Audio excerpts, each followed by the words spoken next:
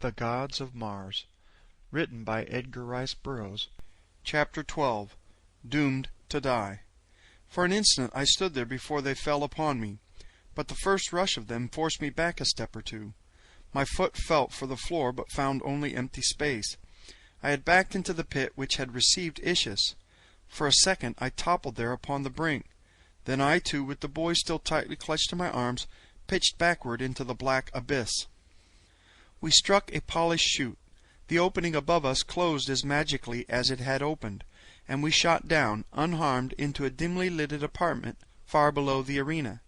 As I rose to my feet, the first thing I saw was the malignant countenance of Ischus glaring at me through the heavy bars of a grated door at one side of the chamber. "Rash mortal," she shrilled, "you shall pay the awful penalty for your blasphemy in this secret cell. Here you shall lie alone and in darkness, with the carcass of your accomplice festering in its rottenness by your side, until crazed by loneliness and hunger you feed upon the crawling maggots that were once a man." That was all. In another instant she was gone, and the dim light which had filled the cell faded into Cimmerian blackness. "Pleasant old lady," said a voice at my side. "Who speaks?" I asked. "'Tis I, your companion, who has had the honor this day of fighting shoulder to shoulder with the greatest warrior that ever wore metal upon Barsoom." "I thank God that you are not dead," I said. "I feared for that nasty cut upon your head." "It but stunned me," he replied. "A mere scratch." "Maybe it were as well had it been final," I said. "We seem to be in a pretty fix here, with a splendid chance of dying of starvation and thirst." "Where are we?" "Beneath the arena," I replied. "We tumbled down the shaft that swallowed Ischus as she was almost at our mercy." He laughed a low laugh of pleasure and relief, and then reaching out through the inky blackness, he sought my shoulder and pulled my ear close to his mouth. "Nothing could be better," he whispered. "There are secrets within the secrets of Ischus, of which Ischus herself does not dream." "What do you mean?" "I labored with the other slaves a year since in the remodeling of these subterranean galleries, and at that time we found below these an ancient system of corridors and chambers that had been sealed up for ages. The blacks in charge of the work explored them, taking several of us along to do whatever work there might be occasion for.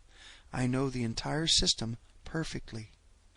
There are miles of corridors honeycombing the ground beneath the gardens and the temple itself, and there is one passage that leads down to and connects with the lower regions that open on the water shaft that gives passage to Omine. If we can reach the submarine undetected, we may yet make the sea in which there are many islands where the blacks never go. There we may live for a time, and who knows what may transpire to aid us to escape." He had spoken all in a low whisper, evidently fearing spying ears even here, and so I answered him in the same subdued tone. "Lead back to Shador, my friend," I whispered. "Exeter the Black is there. We were to attempt our escape together, so I cannot desert him." "No," said the boy, "one cannot desert a friend. It were better to be recaptured ourselves than that." Then he commenced groping his way about the floor of the dark chamber, searching for the trap that led to the corridors beneath. At length he summoned me by a low "Tsk." I crept toward the sound of his voice, to find him kneeling on the brink of an opening in the floor. "There is a drop here of about 10 feet," he whispered. "Hang by your hands, and you will alight safely on a level floor of soft sand." Very quietly I lowered myself from the inky cell above into the inky pit below. So utterly dark was it that we could not see our hands at an inch from our noses. Never, I think, have I known such complete absence of light as existed in the pits of Ischus. For an instant I hung in mid-air. There is a strange sensation connected with an experience of that nature which is quite difficult to describe. When the feet tread empty air and the distance below is shrouded in darkness, there is a feeling akin to panic at the thought of releasing the hold and taking the plunge into unknown depths. Although the boy had told me that it was but 10 feet to the floor below, I experienced the same thrills as though I were hanging above a bottomless pit. Then I released my hold and dropped 4 feet to a soft cushion of sand. The boy followed me. "Raise me to your shoulders," he said, "and I will replace the trap." This done, he took me by the hand, leading me very slowly with much feeling about and frequent halts to assure himself that he did not stray into wrong passageways. Presently we commenced the descent of a very steep incline. "It will not be long," he said, "before we shall have light. At the lower levels we meet the same strata of phosphorescent rock that illuminates Omin." Never shall I forget that trip through the pits of Ischus. While it was devoid of important incidents, yet it was filled for me with a strange charm of excitement and adventure, which I think I must have hinged principally on the unguessable antiquity of these long-forgotten corridors. The things which the Stygian darkness hid from my objective eye could not have been half so wonderful as the pictures which my imagination wrought as it conjured to life again the ancient peoples of this dying world and set them once more to the labors, the intrigues, the mysteries, and the cruelties which they had practised to make their last stand against the swarming hordes of the Dead Sea bottoms that had driven them step by step to the uttermost pinnacle of the world, where they were now entrenched behind an impenetrable barrier of superstition. In addition to the green men, there had been three principal races upon Barsoom: the blacks, the whites, and a race of yellow men. As the waters of the planet dried and the seas receded, all other resources dwindled until life upon the planet became a constant battle for survival. The various races had made war upon one another for ages, and the three higher types had easily bested the green savages of the water places of the world. But now that the receding seas necessitated constant abandonment of their fortified cities and forced upon them a more or less nomadic life, in which they became separated into smaller communities, they soon fell prey to the fierce hordes of green men. The result was a partial amalgamation of the blacks, whites, and yellows, the result of which is shown in the present splendid race of red men. I had always supposed that all traces of the original races had disappeared from the face of Mars, yet within the past 4 days I had found both whites and blacks in great multitudes.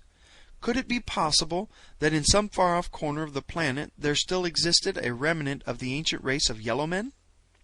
My reveries were broken in upon by a low exclamation from the boy. "At last the lighted way!" he cried, and looking up I beheld at a long distance before us a dim radiance. As we advanced the light increased until presently we emerged into well-lighted passageways. From then on our progress was rapid, until we came suddenly to the end of a corridor that let directly upon the ledge surrounding the pool of the submarine. The craft lay at her moorings with uncovered hatch. Raising his finger to his lips, and then tapping his sword in a significant manner, the youth crept noiselessly toward the vessel. I was close at his heels. Silently we dropped to the deserted deck, and on hands and knees crawled toward the hatchway. A stealthy glance below revealed no guard in sight, and so with the quickness and the soundlessness of cats we dropped together into the main cabin of the submarine. Even here was no sign of life. Quickly we covered and secured the hatch. Then the boy stepped into the pilot-house, touched a button, and the boat sank amid swirling waters toward the bottom of the shaft. Even then there was no scurrying of feet as we had expected, and while the boy remained to direct the boat, I slid from cabin to cabin in futile search for some member of the crew. The craft was entirely deserted. Such good fortune seemed almost unbelievable. When I returned to the pilot-house to report the good news to my companion, he handed me a paper. "This may explain the absence of the crew," he said. "It was a radio-aerial message to the commander of the submarine. The slaves have risen. Come with what men you have and those that you can gather on the way. Too late to get aid from Omin. They are massacring all within the amphitheater. Ischus is threatened. Haste. Zithad." "Zithad is a detour of the guards of Ischus," explained the youth. "We gave them a bad scare, one that they will not soon forget." "Let us hope that it is but the beginning of the end of Ischus," I said. "Only our first ancestor knows," he replied. We reached the submarine pool in Omin without incident. Here we debated the wisdom of sinking the craft before leaving her, but finally decided that it would add nothing to our chances for escape. There were plenty of blacks on Omin to thwart us were we apprehended. However many more might come from the temples and gardens of Ischus would not in any way decrease our chances. We were now in a quandary as to how to pass the guards who patrolled the island about the pool. At last I hit upon a plan. "What is the name or the title of the officer in charge of these guards?" I asked the boy. "A fellow named Torith was on duty when we entered this morning," he replied. "Good. And what is the name of the commander of the submarine?" "Yerstead." I found a dispatch blank in the cabin and wrote the following order: "De Torith. Return these 2 slaves at once to Shador. Yerstead."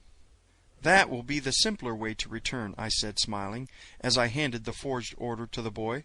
"Come, we shall see now how well it works." "But our swords!" he exclaimed. "What shall we say to explain them?" "Since we cannot explain them, we shall have to leave them behind us," I replied. "Is it not the extreme of rashness to thus put ourselves again unarmed in the power of the firstborn?" "It is the only way," I answered. "You may trust me to find a way out of the prison of Shador, and I think, once out, that we shall find no great difficulty in arming ourselves once more in a country which abounds so plentifully in armed men." "As you say," he replied with a smile and a shrug. "I could not follow another leader who inspired greater confidence than you. Come, let us put your ruse to the test." Boldly we emerged from the hatchway of the craft, leaving our swords behind us, and strode to the main exit which led to the sentry's post and the office of the Detour of the guard. At sight of us the members of the guard sprang forward in surprise, and with levelled rifles halted us. I held out the message to one of them. He took it, and seeing to whom it was addressed, turned and handed it to Torith, who was emerging from his office to learn the cause of the commotion. The black read the order, and for a moment eyed us with evident suspicion. "Where's Detour Yerstead?" he asked, and my heart sank within me, as I cursed myself for a stupid fool in not having sunk the submarine to make good the lie that I must tell. "His orders were to return immediately to the Temple Landing," I replied. Torith took a half-step toward the entrance to the pool as though to corroborate my story. For that instant everything hung in the balance. For had he done so, and found the empty submarine still lying at her wharf, the whole weak fabric of my concoction would have tumbled about our heads.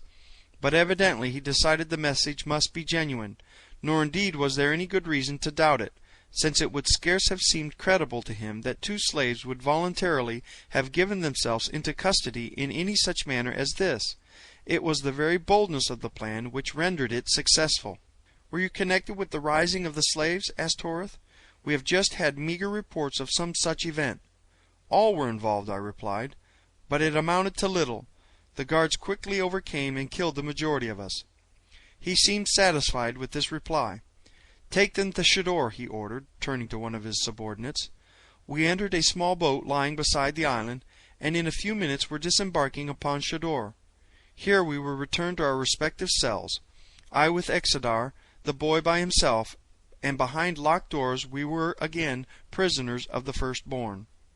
End of chapter 12.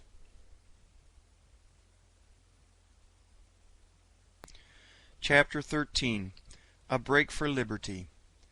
Exedar listened in incredulous astonishment to my narration of the events which had transpired within the arena at the rites of Ishus. He could scarce conceive, even though he had already professed his doubt as to the deity of Ishus, that one could threaten her with a sword in hand and not be blasted into 1,000 fragments by the mere fury of her divine wrath. "It is the final proof," he said at last. "No more is needed to completely shatter the last remnant of my superstitious belief in the divinity of Ishus. She is only a wicked old woman, wielding a mighty power for evil through machination that have kept her own people and all Barsoom in religious ignorance for ages." "She is still all-powerful here, however," I replied, "so it behooves us to leave at the first moment that appears at all propitious." "I hope that you may find a propitious moment," he said with a laugh, "for it is certain that in all my life I have never seen one in which a prisoner of the firstborn might escape." "Tonight will do as well as any," I replied. "It will soon be night," said Exedar. "How may I aid in the adventure?" "Can you swim?" I asked him. "No slimy Scylian that haunts the depths of Chorus is more at home in water than is Exedar," he replied. "Good. The Red One in all probability cannot swim," I said, "since there is scarce enough water in all their domains to float the tiniest craft. One of us, therefore, will have to support him through the sea to the craft we select. I had hoped that we might make the entire distance below the surface, but I feared that the Red Youth could not thus perform the trip. Even the bravest of the brave among them are terrorized at the mere thought of deep water, for it has been ages since their forebears saw a lake, a river, or a sea. "The Red One is to accompany us?" asked Exeter. "Yes." "It is well. 3 swords are better than 2, especially when the third is as mighty as this fellow's. I have seen him battle in the arena at the rites of Ishus many times. Never, until I saw you fight, had I seen one who seemed unconquerable even in the face of great odds. One might think you two master and pupil, or father and son. Come to recall his face, there is a resemblance between you. It is very marked when you fight. There is the same grim smile, the same maddening contempt for your adversary apparent in every movement of your bodies and in every changing expression of your faces. Be that as it may, Exeter, he is a great fighter. I think that we will make a trio difficult to overcome, and if my friend Tars Tarkas, Jeddak of Thark, were but one of us, we could fight our way from one end of Barsoom to the other, even though the whole world were pitted against us." "It will be," said Exeter, "when they find from whence you have come. That is but one of the superstitions which Ishus has foisted upon a credulous humanity. She works through the holy Therns, who are as ignorant of her real self as are the Barsoomians of the outer world. Her decrees are borne to the Therns, written in blood upon a strange parchment. The poor deluded fools think that they are receiving the revelations of a goddess through some supernatural agency, since they find these messages upon their guarded altars, to which none could have access without detection. I myself have borne these messages for Ishus for many years. There is a long tunnel from the temple of Ishus to the principal temple of Matai Shang. It was dug ages ago by the slaves of the firstborn in such utter secrecy that no Thern ever guessed its existence. The Therns for their part have temples dotted about the entire civilized world. Here priests whom the people never see communicate the doctrine of the mysterious river Ish, the Valley Dor, and the lost sea of Chorus to persuade the poor deluded creatures to take the voluntary pilgrimage that swells the wealth of the holy Therns and adds to the number of their slaves. Thus the Therns are used as the principal means for collecting the wealth and labor that the firstborn wrest from them as they need it. Occasionally the firstborn themselves make raids upon the outer world. It is then that they capture many females of the royal houses of the Red Men, and take the newest in battleships and the trained artisans who build them, that they may copy what they cannot create. We are a non-productive race, priding ourselves upon our non-productiveness. It is criminal for a firstborn to labor or invent. That is the work of the lower orders, who live merely that the firstborn may enjoy long lives of luxury and idleness. With us fighting is all that counts. Were it not for that, there would be more of the firstborn than all the creatures of Barsoom could support, for in so far as I know, none of us ever dies a natural death. Our females would live forever but for the fact that we tire of them and remove them to make place for others. Ishus alone of all is protected against death. She has lived for countless ages. Would not the other Barsoomians live forever, but for the doctrine of the voluntary pilgrimage, which drags them to the bosom of Ish, at or before their 1000th year? I asked him. I feel now that there is no doubt but that they are precisely the same species of creature as the firstborn, and I hope that I shall live to fight for them in atonement of the sins I have committed against them through the ignorance born of generations of false teaching. As he ceased speaking, a weird call rang out across the waters of Omin. I had heard it at the same time the previous evening, and knew that it marked the ending of the day, when the men of Omin spread their silks upon the deck of battleship and cruiser, and fall into the dreamless sleep of Mars. Our guard entered to inspect us for the last time before the new day broke upon the world above. His duty was soon performed, and the heavy door of our prison closed behind him. We were alone for the night. I gave him time to return to his quarters, as Exeter said he probably would do. Then I sprang to the grated window and surveyed the nearby waters. At a little distance from the island, a quarter of a mile perhaps, lay a monster battleship, while between her and the shore were a number of smaller cruisers and one-man scouts. Upon the battleship alone was there a watch. I could see him plainly in the upper works of the ship, and as I watched I saw him spread his sleeping silks upon the tiny platform in which he was stationed. Soon he threw himself at full length upon his couch. The discipline on Omin was lax indeed, but it is not to be wondered at, since no enemy guessed the existence upon Barsoom of such a fleet, or even of the firstborn, or the Sea of Omin. Why indeed should they maintain a watch? Presently I dropped to the floor again and talked with Exedar, describing the various craft I had seen. "There is one there," he said, "my personal property, built to carry 5 men. That is the swiftest of the swift. If we can board her we can at least make a memorable run for liberty." And then he went on to describe to me the equipment of the boat, her engines, and all that went to make her the flier that she was. In his explanation I recognized a trick of gearing that Cantos Can had taught me that time we sailed under false names in the navy of Zodanga beneath Sab Than the Prince, and I knew then that the firstborn had stolen it from the ships of Helium, for only they are thus geared. And I knew too that Exedar spoke the truth when he lauded the speed of his little craft, for nothing that cleaves the thin air of Mars can approximate the speed of the ships of Helium. We decided to wait for an hour, at least until all the stragglers had sought their silks.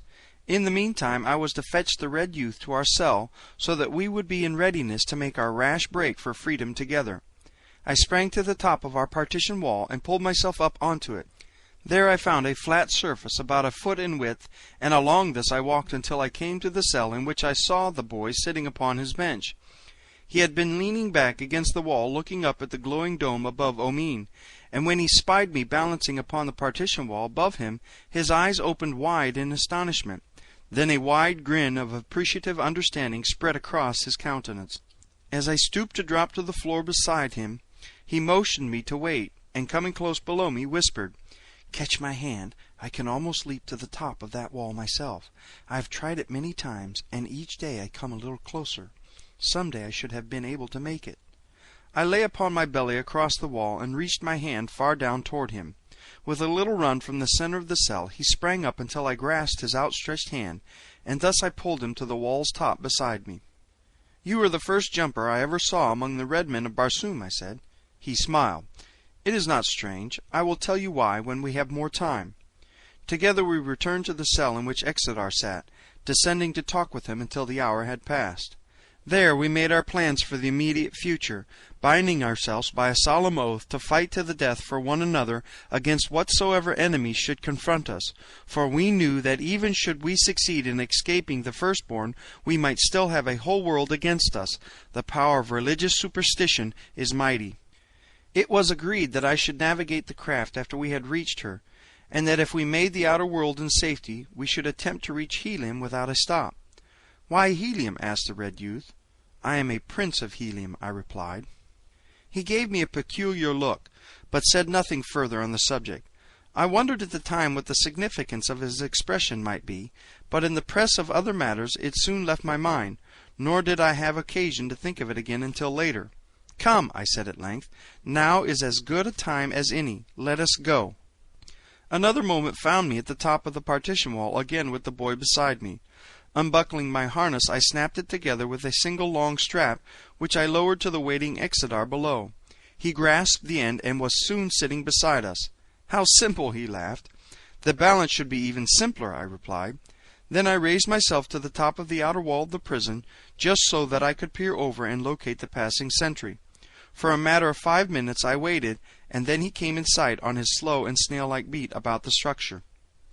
I watched him until he made the turn at the end of the building, which carried him out of sight of the side of the prison that was to witness our dash for freedom.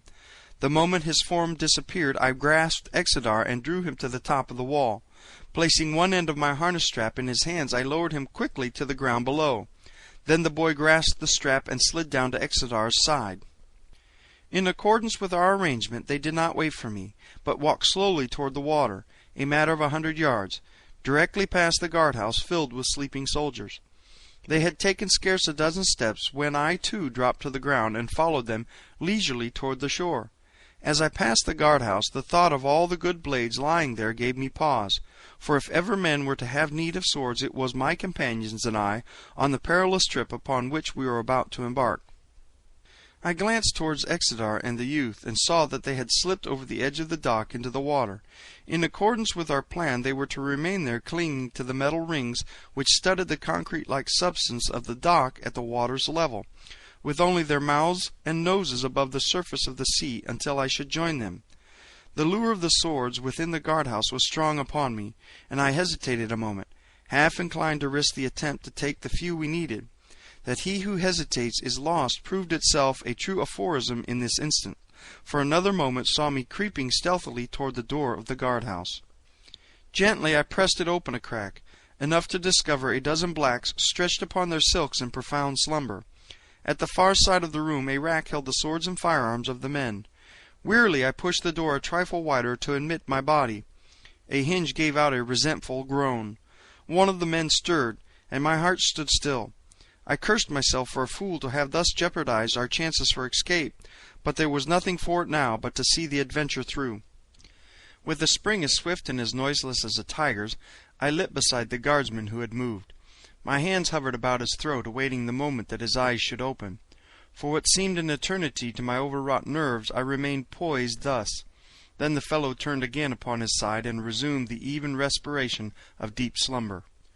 Carefully I picked my way between and over the soldiers until I had gained the rack at the far side of the room.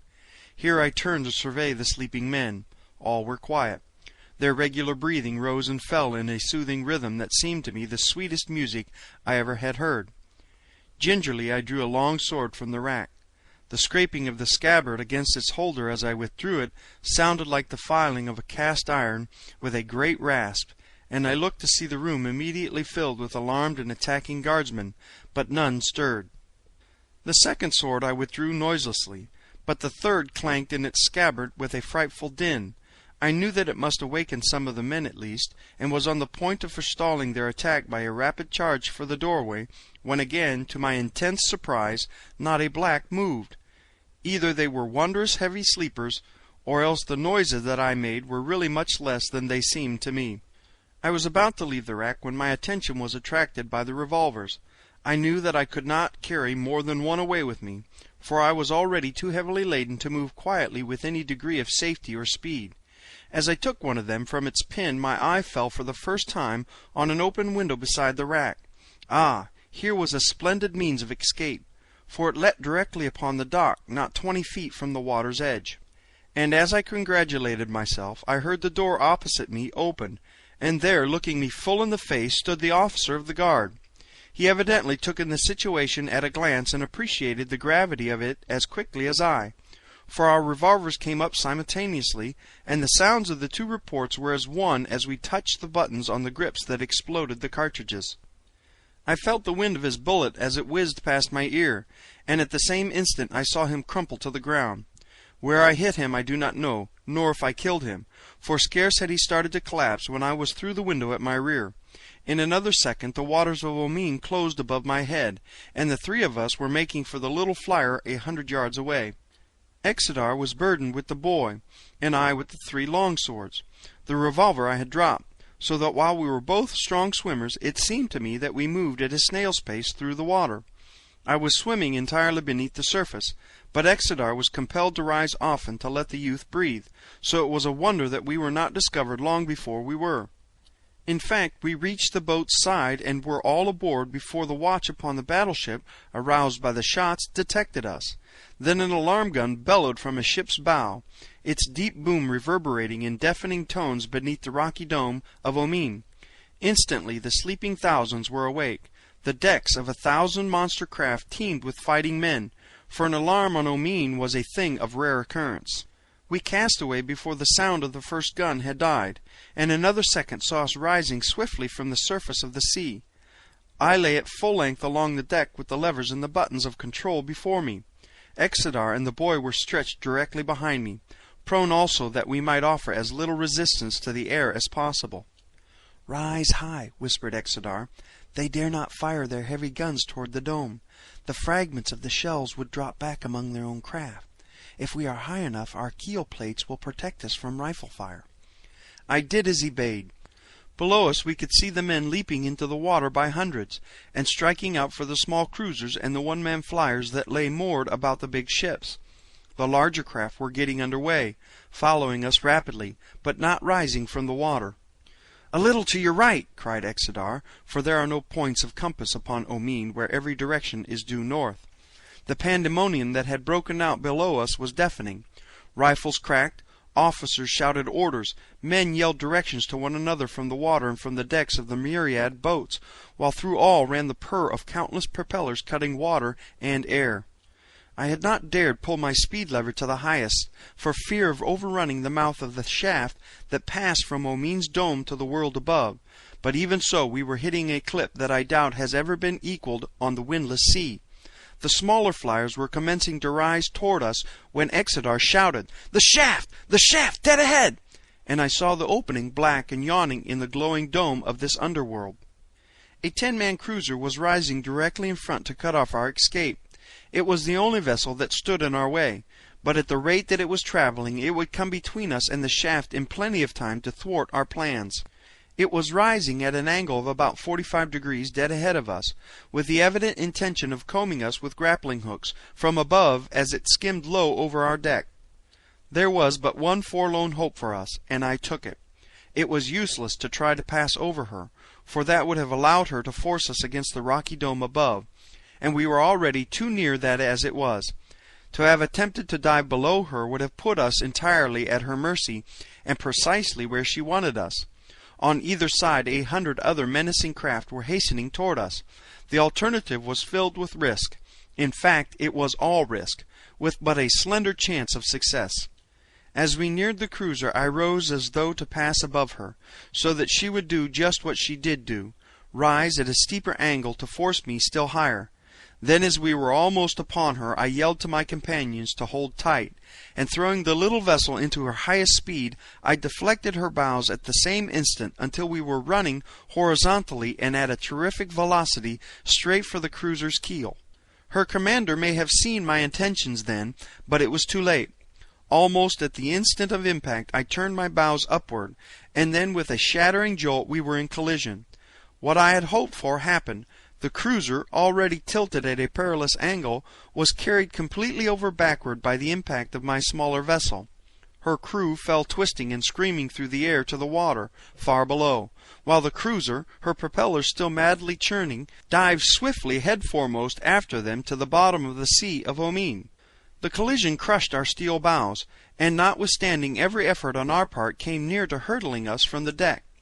As it was, we landed in a wildly clutching heap at the very extremity of the flier, where Exedar and I succeeded in grasping the handrail. But the boy would have plunged overboard had I not fortunately grasped his ankle, as he was already partially over. Unguided, our vessel careened wildly in its mad flight, rising ever nearer the rocks above. It took but an instant, however, for me to regain the levers, and with the roof barely 50 feet above, I turned her nose once more into the horizontal plane and headed her again for the black mouth of the shaft. The collision had retarded our progress, and now 100 swift scouts were close upon us. Exedar had told me that ascending the shaft by virtue of our repulsive rays alone would give our enemies their best chance to overtake us, since our propellers would be idle and in rising we would be outclassed by many of our pursuers. The swifter craft are seldom equipped with large buoyancy tanks, since the added bulk of them tends to reduce a vessel's speed. As many boats were now quite close to us, it was inevitable that we would be quickly overhauled in the shaft, and captured or killed in short order. To me there always seems a way to gain the opposite side of an obstacle. If one cannot pass over it, or below it, or around it, why then there is but a single alternative left, and that is to pass through it. I could not get around the fact that many of these other boats could rise faster than ours by the fact of their greater buoyancy, but I was none the less determined to reach the outer world far in advance of them, or die death of my own choosing in event of failure. "Reverse!" screamed Exedar behind me. "For the love of your first ancestor, reverse! We're at the shaft!" "Hold tight!" I screamed in reply.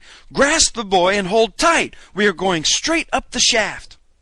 The words were scarce out of my mouth as we swept beneath the pitch-black opening. I threw the bow hard up, dragged the speed lever to its last notch, and clutching a stanchion with one hand and the steering wheel with the other, hung on like grim death, and consigned my soul to its author. I heard a little exclamation of surprise from Exedar, followed by a grim laugh.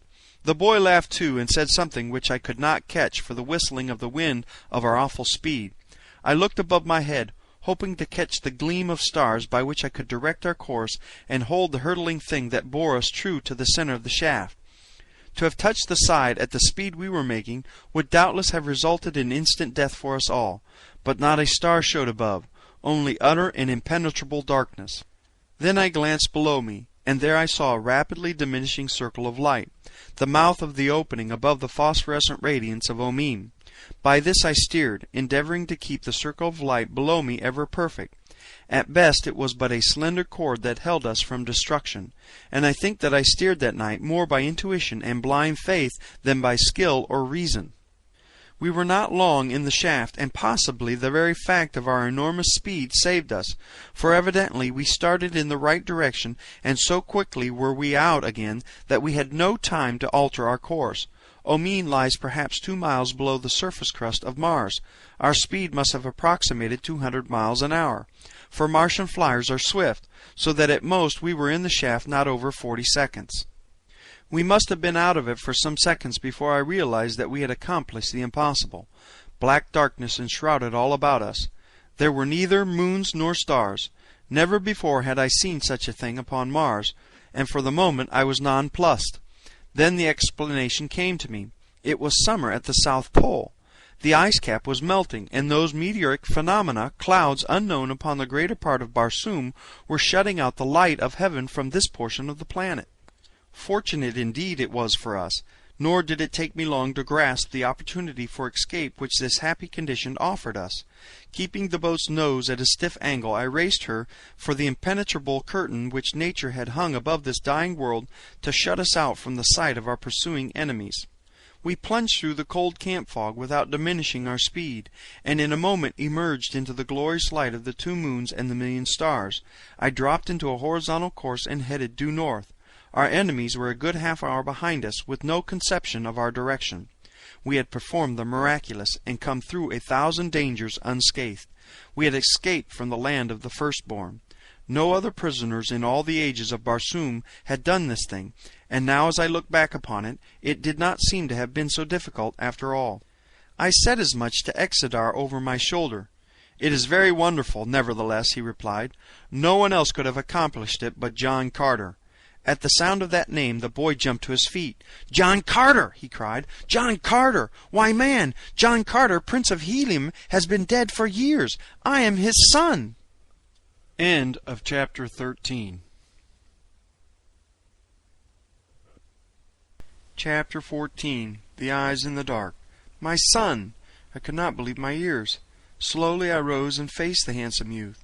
Now that I looked at him closely, I commenced to see why his face and personality had attracted me so strongly. There was much of his mother's incomparable beauty in his clear-cut features, but it was strongly masculine beauty, and his gray eyes and the expression of them were mine. The boy stood facing me, half hope and half uncertainty in his look.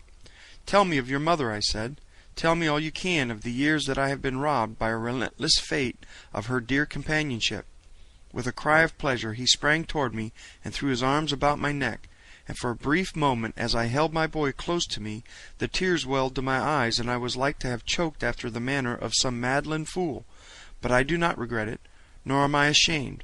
A long life has taught me that a man may seem weak where women and children are concerned, and yet be anything but a weakling in the sterner avenues of life. "Your stature, your manner, the terrible ferocity of your swordmanship," said the boy, "are as my mother has described them to me 1,000 times. But even with such evidence I could scarce credit the truth of what seemed so improbable to me. However much I desired it to be true, do you know what thing it was that convinced me more than all the others?" "What, my boy?" I asked. "Your first words to me. They were of my mother. None else but the man who loved her as she has told me my father did would have thought first of her. For long years, my son, I can scarce recall a moment that the radiant vision of your mother's face has not been ever before me. Tell me of her." "Those who have known her longest say that she has not changed, unless it be to grow more beautiful, were that possible. Only, when she thinks I am not about to see her, her face grows very sad, and oh so wistful. She thinks ever of you, my father, and all Helium mourns with her and for her. Her grandfather's people love her. They loved you also, and fairly worship your memory as the savior of Barsoom. Each year that brings its anniversary of the day that saw you racing across a near-dead world to unlock the secret of that awful portal behind which lay the mighty power of life for countless millions, a great festival is held in your honor. But there are tears mingled with thanksgiving. tears of real regret that the author of the happiness is not with them to share the joy of living he died to give them.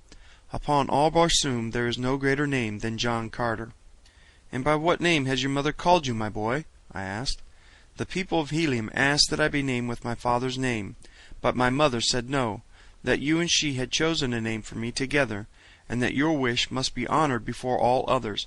So the name that she called me is the one that you desired, a combination of hers and yours, Carthoris." Exeter had been at the wheel as I talked with my son, and now he called me. "She is dropping badly by the head, John Carter," he said. "So long as we were rising at a stiff angle it was not noticeable, but now that I am trying to keep a horizontal course it is different. The wound in her bow has opened one of her forward ray tanks." It was true, and after I had examined the damage I found it a much graver matter than I had anticipated. Not only was the forced angle at which we were compelled to maintain the bow in order to keep a horizontal course greatly impeding our speed, but at the rate that we were losing our repulsive rays from the forward tanks, it was but a question of an hour or more when we would be floating stern up and helpless. We had slightly reduced our speed with the dawning of a sense of security, but now I took the helm once more and pulled the noble little engine wide open, so that again we raced north at terrific velocity. In the meantime Carthoris and Exeter, with tools in hand, were puttering with the great rent in the bow in a hopeless endeavor to stem the tide of escaping rays. It was still dark when we passed the northern boundary of the ice cap and the area of clouds. Below us lay a typical Martian landscape, rolling ochre sea bottom of long dead seas, low surrounding hills, with here and there the grim and silent cities of the dead past, great piles of mighty architecture, tenanted only by age-old memories of a once powerful race and by the great white apes of Barsoom. It was becoming more and more difficult to maintain our little vessel in a horizontal position. Lower and lower sagged the bow until it became necessary to stop the engine to prevent our flight terminating in a swift dive to the ground. As the sun rose and the light of a new day swept away the darkness of night, our craft gave a final spasmodic plunge, turned half upon her side, and then, with deck tilting at a sickening angle, swung in a slow circle, her bow dropping further below her stern each moment. To handrail and stanchion we clung, and finally, as we saw the end approaching, snapped the buckles of our harness to the rings at her sides. In another moment the deck reared at an angle of 90 degrees, and we hung in our leather with feet dangling 1,000 yards above the ground. I was swinging quite close to the controlling devices, so I reached out to the lever that directed the rays of repulsion. The boat responded to the touch, and very gently we began to sink toward the ground. It was fully half an hour before we touched. Directly north of us rose a rather lofty range of hills, toward which we decided to make our way. Since they afforded greater opportunity for concealment from the pursuers, we were confident might stumble in this direction. An hour later found us in the time-rounded gullies of the hills, amid the beautiful flowering plants that abound in the arid waste places of Barsoom. There we found numbers of huge milk-giving shrubs, that strange plant which serves in great part as food and drink for the wild hordes of green men. It was indeed a boon to us, for we all were nearly famished. Beneath a cluster of these, which afforded perfect concealment from wandering air scouts, we lay down to sleep, for me the first time in many hours. This was the beginning of my 5th day upon Barsoom since I had found myself suddenly translated from my cottage on the Hudson to Dor, the valley beautiful, the valley hideous. In all this time I had slept but twice, though once the clock round within the storehouse of the Therns. It was mid-afternoon when I was awakened by someone seizing my hand and covering it with kisses. With a start I opened my eyes to look into the beautiful face of Thuvia. my prince, she cried, in an ecstasy of happiness. "'Tis you whom I had mourned as dead. My ancestors have been good to me. I have not lived in vain." The girl's voice awoke Exeter and Carthoris. The boy gazed upon the woman in surprise, but she did not seem to realize the presence of another than I. She would have thrown her arms about my neck and smothered me with caresses had I not gently but firmly disengaged myself. "Come, come, Thuvia," I said soothingly. "You are overwrought by the danger and hardships you have passed through. You forget yourself, as you forget that I am the husband of the Princess of Helium." "I forget nothing, my prince," she replied. "You have spoken no word of love to me, nor do I expect that you ever shall. But nothing can prevent me loving you. I would not take the place of Dejah Thoris. My greatest ambition is to serve you, my prince, for ever as your slave. No greater boon could I ask, no greater honor could I crave, no greater happiness could I hope. As I've before said, I am no ladies' man, and I must admit that I seldom have felt so uncomfortable and embarrassed as I did that moment. While I was quite familiar with the Martian custom, which allows female slaves to Martian men, whose high and chivalrous honor is always ample protection for every woman in his household, yet I had never myself chosen other than men as my body servants. "And I ever return to Helium, Thuvia," I said, "you shall go with me, but as an honored equal, and not as a slave. There you shall find plenty of handsome young nobles who would face Isis herself to win a smile from you, and we shall have you married in short order to one of the best of them. Forget your foolish, gratitude-begotten infatuation, which your innocence has mistaken for love. I like your friendship better, Thuvia." "You are my master. It shall be as you say," she replied simply, but there was a note of sadness in her voice. "How came you here, Thuvia?" I asked, "and where is Tars Tarkas?" "The great Thark, I fear, is dead," she replied sadly. "He was a mighty fighter, but a multitude of green warriors of another horde than his overwhelmed him. The last that I saw of him, they were bearing him, wounded and bleeding, to the deserted city from which they had sallied to attack us." "You are not sure that he is dead, then?" I asked. "And where is the city of which you speak?" "It is just beyond this range of hills. The vessel in which you so nobly resigned a place that we might find escape defied our small skill in navigation, with the result that we drifted aimlessly about for 2 days. Then we decided to abandon the craft and attempt to make our way on foot to the nearest waterway. Yesterday we crossed these hills and came upon the dead city beyond. We had passed within its streets and were walking toward the central portion, when at an intersecting avenue we saw a body of green warriors approaching. Tars Tarkas was in advance, and they saw him, but me they did not see. The Thark sprang back to my side and forced me into an adjacent doorway, where he told me to remain in hiding until I could escape, making my way to Helium if possible. "There will be no escape for me now," he said, "for these be the Warhoon of the south. When they have seen my mettle, it will be to the death." Then he stepped out to meet them. Ah, my prince, such fighting! For an hour they had swarmed about him, until the Warhoon dead formed a hill where he had stood. But at last they overwhelmed him, those behind pushing the foremost upon him until there remained no space to swing his great sword. Then he stumbled and went down, and they rolled over him like a huge wave.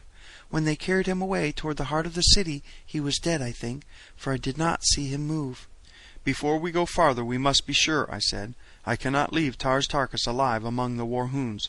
Tonight I shall enter the city and make sure." "And I shall go with you," spoke Carthoris. "And I," said Exodar. "Neither one of you shall go," I replied. "It is work that requires stealth and strategy, not force. One man alone may succeed where more would invite disaster. I shall go alone. If I need your help, I will return for you." They did not like it, but both were good soldiers, and it had been agreed that I should command. The sun already was low, so that I did not have long to wait before the sudden darkness of Barsoom engulfed us. With a parting word of instructions to Carthoris and Exodar, in case I should not return, I bade them all farewell and set forth at a rapid dog-trot toward the city. As I emerged from the hills, the nearer moon was winging its wild flight through the heavens, its bright beams turning to burnished silver the barbaric splendor of the ancient metropolis. The city had been built upon the gently rolling foothills that in the dim and distant past had sloped down to meet the sea. It was due to this fact that I had no difficulty in entering the streets unobserved. The green hordes that use these deserted cities seldom occupy more than a few squares about the central plaza, and as they come and go always across the Dead Sea bottoms that the cities face, it is usually a matter of comparative ease to enter from the hillside. Once within the streets I kept close in the dense shadows of the walls. At intersections I halted a moment to make sure that none was in sight before I sprang quickly to the shadows of the opposite side. Thus I made the journey to the vicinity of the plaza without detection. As I approached the purlieus of the inhabited portion of the city, I was made aware of the proximity of the warriors' quarters by the squealing and grunting of the thorts and the zitidars corralled within the hollow courtyards formed by the buildings surrounding each square. These old familiar sounds that are so distinctive of green Martian life sent a thrill of pleasure surging through me. It was as one might feel on coming home after a long absence. It was amid such sounds that I had first courted the incomparable Dejah in the age-old marble halls of the dead city of Korad. As I stood in the shadows at the far corner of the first square which housed members of the Horde, I saw warriors emerging from several of the buildings. They all went in the same direction, toward a great building which stood in the center of the plaza. My knowledge of Green Martian customs convinced me that this was either the quarters of the principal chieftain, or contained the audience chamber wherein the Jeddak met his Jeds and lesser chieftains. In either event, it was evident that something was afoot, which might have a bearing on the recent capture of Tars Tarkas. To reach this building, which I now felt it imperative that I do, I must needs traverse the entire length of one square, and cross a broad avenue and a portion of the plaza. From the noises of the animals which came from every courtyard about me, I knew that there were many people in the surrounding buildings, probably several communities of the great horde of the Warhoons of the south. To pass undetected among all these people was in itself a difficult task, but if I was to find and rescue the great Thark, I must expect even more formidable obstacles before success could be mine. I had entered the city from the south, and now stood on the corner of the avenue through which I had passed, and the first intersecting avenue south of the plaza.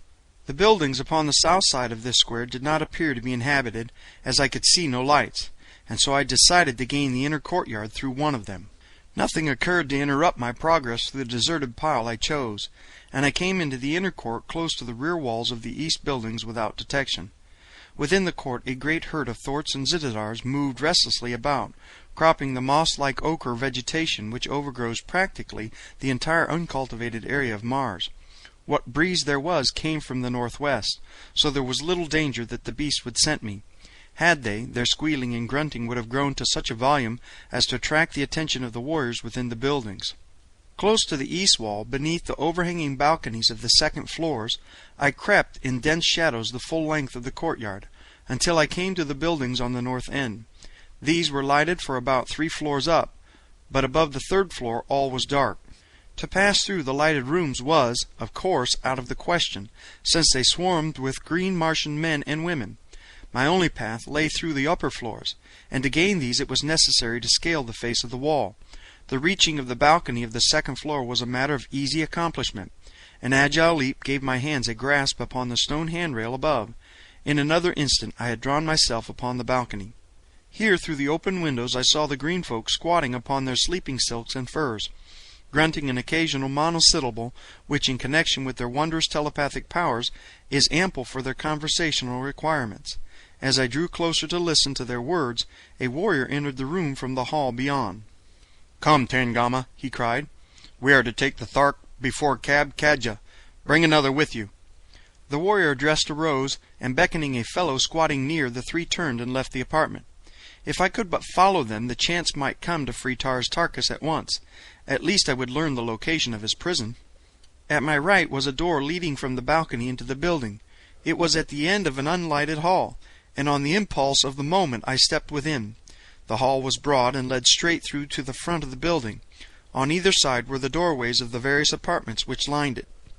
I had no more than entered the corridor than I saw the 3 warriors at the other end, those whom I had just seen leaving the apartment. Then a turn to the right took them from my sight again. Quickly I hastened along the hallway in pursuit. My gait was reckless, but I felt that fate had been kind indeed to throw such an opportunity within my grasp, and I could not afford to allow it to elude me now. At the far end of the corridor I found a spiral stairway leading to the floors above and below. The 3 had evidently left the floor by this avenue. That they had gone down and not up I was sure from my knowledge of these ancient buildings and the methods of the Warhoons. I myself had once been a prisoner of the cruel hordes of northern Warhoon, and the memory of the underground dungeon in which I lay still is vivid in my memory, and so I felt certain that Tars Tarkas lay in the dark pits beneath some nearby building, and that in that direction I should find the trail of the 3 warriors leading to his cell. Nor was I wrong.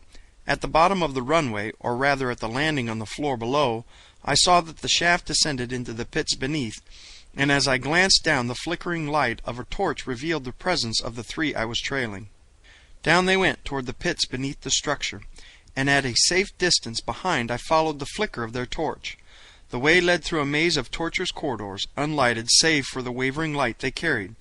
We had gone perhaps 100 yards when the party turned abruptly through a doorway at their right. I hastened on as rapidly as I dared through the darkness until I reached the point at which they had left the corridor. There, through an open door, I saw them removing the chains that secured the great Thark, Tars Tarkas, to the wall. Hustling him roughly between them, they came immediately from the chamber, so quickly, in fact, that I was near to being apprehended. But I managed to run along the corridor in the direction I had been going in my pursuit of them, far enough to be without the radius of their meagre light as they emerged from the cell. I had naturally assumed that they would return with Tars Tarkas the same way that they had come, which would have carried them away from me, but to my chagrin they wheeled directly in my direction as they left the room. There was nothing for me but to hasten on in advance and keep out of the light of their torch. I dared not attempt to halt in the darkness of any of the many intersecting corridors, for I knew nothing of the direction they might take. Chance was as likely as not to carry me into the very corridor they might choose to enter. The sensation of moving rapidly through these dark passages was far from reassuring. I knew not at what moment I might plunge headlong into some terrible pit, or meet with some of the ghoulish creatures that inhabit these lower worlds beneath the dead cities of dying Mars. There filtered to me a faint radiance from the torch of the men behind, just enough to permit me to trace the direction of the winding passageways directly before me, and so keep me from dashing myself against the walls at the turns. Presently I came to a place where 5 corridors diverged from a common point. I had hastened along one of them for some little distance when suddenly the faint light of the torch disappeared from behind me. I paused to listen for sounds of the party behind me, but the silence was as utter as the silence of the tomb. Quickly I realized that the warriors had taken one of the other corridors with their prisoner, and so I hastened back with a feeling of considerable relief to take up a much safer and more desirable position behind them. It was much slower work returning, however, than it had been coming, for now the darkness was as utter as the silence. It was necessary to feel every foot of the way back with my hand against the side wall, that I might not pass the spot where the 5 roads radiated. After what seemed an eternity to me, I reached the place and recognized it by groping across the entrances to the several corridors until I had counted 5 of them. In not one, however, showed the faintest sign of light.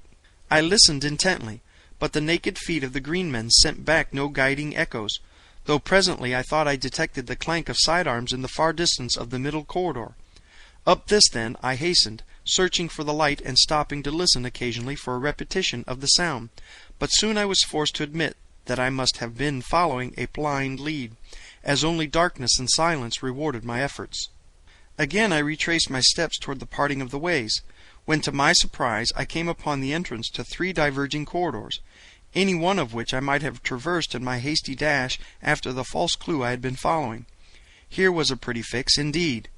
Once back, at the point where the 5 passageways met, I might wait with some assurance for the return of the warriors with Tars Tarkas. My knowledge of their customs lent color to the belief that he was but being escorted to the audience chamber to have sentence passed upon him.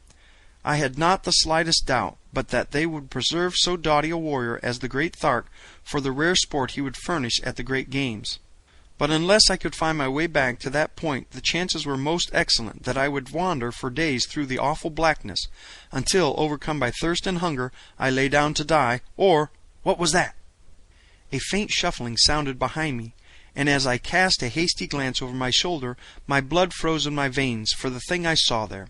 It was not so much fear of the present danger as it was the horrifying memories it recalled of that time I near went mad over the corpse of the man I had killed in the dungeons of the Warhoons, when blazing eyes came out of the dark recesses and dragged the thing that had been a man from my clutches, and I heard it scraping over the stone of my prison as they bore it away to their terrible feast. And now in these black pits of the other Warhoons I looked into those same fiery eyes, blazing at me through the terrible darkness, revealing no sign of the beast behind them. I think that the most fearsome attribute of these awesome creatures is their silence and the fact that one never sees them, nothing but those baleful eyes glaring unblinkingly out of the dark void behind. Grasping my longsword tightly in my hand, I backed slowly along the corridor away from the thing that watched me, but ever as I retreated the eyes advanced, nor was there any sound, not even the sound of breathing, except the occasional shuffling sound, as of the dragging of a dead limb, that had first attracted my attention. On and on I went, but I could not escape my sinister pursuer. Suddenly I heard the shuffling noise at my right, and, looking, saw another pair of eyes, evidently approaching from an intersecting corridor. As I started to renew my slow retreat, I heard the noise repeated behind me, and then before I could turn, I heard it again at my left. The things were all about me. They had me surrounded at the intersection of two corridors. Retreat was cut off in all directions unless I chose to charge one of the beasts. Even then I had no doubt but that the others would hurl themselves upon my back. I could not even guess the size or nature of the weird creatures. That they were of goodly proportions I guessed from the fact that the eyes were on a level with my own. Why is it that darkness so magnifies our dangers? By day I would have charged the great bantha itself had I thought it necessary, but hemmed in by darkness of these silent pits I hesitated before a pair of eyes. Soon I saw that the matter shortly would be taken entirely from my hands, for the eyes at my right were moving slowly nearer me, as were those at my left and those behind and before me. Gradually they were closing in upon me, but still that awful stealthy silence. For what seemed hours the eyes approached gradually closer and closer, until I felt that I should go mad for the horror of it. I had been constantly turning this way and that to prevent any sudden rush from behind, until I was fairly worn out. At length I could endure it no longer, and taking a fresh grasp upon my longsword, I turned suddenly and charged down upon one of my tormentors. As I was almost upon it, the thing retreated before me, but a sound from behind caused me to wheel in time to see 3 pairs of eyes rushing at me from the rear.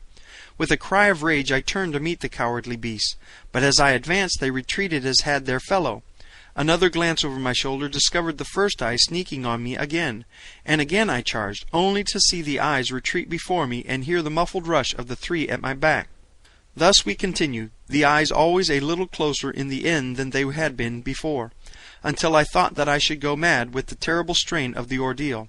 That they were waiting to spring upon my back seemed evident, and that it would not be long before they succeeded was equally apparent, for I could not endure the wear of this repeated charge and countercharge indefinitely. In fact, I could feel myself weakening from the mental and physical strain I had been undergoing. At that moment I caught another glimpse from the corner of my eye of the single pair of eyes at my back, making a sudden rush upon me. I turned to meet the charge. There was a quick rush of the 3 from the other direction, but I determined to pursue the single pair until I should at least settle my account with one of the beasts, and thus be relieved of the strain of meeting attacks from both directions. There was no sound in the corridor, only that of my own breathing, yet I knew that those 3 uncanny creatures were almost upon me. The eyes in front were not retreating so rapidly now. I was almost within sword reach of them. I raised my sword arm to deal the blow that should free me, and then I felt a heavy body upon my back. A cold, moist, slimy something fastened itself upon my throat. I stumbled and went down. End of chapter 14.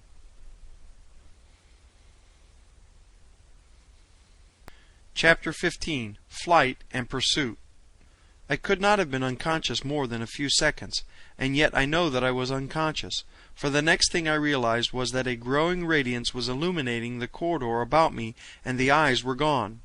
I was unharmed, except for a slight bruise upon my forehead where it had struck the stone flagging as I fell. I sprang to my feet to ascertain the cause of the light. It came from a torch in the hand of one of a party of 4 green warriors who were coming rapidly down the corridor toward me.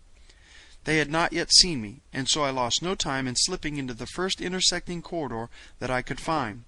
This time, however, I did not advance so far away from the main corridor as on the other occasion that had resulted in my losing Tars Tarkas and his guards. The party came rapidly toward the opening of the passageway in which I crouched against the wall. As they passed by, I breathed a sigh of relief. I had not been discovered, and, best of all, the party was the same that I had followed into the pits. It consisted of Tars Tarkas and his 3 guards. I fell in behind them, and soon we were at the cell in which the great Thark had been chained. 2 of the warriors remained without, while the man with the keys entered with the Thark to fasten his irons upon him once more.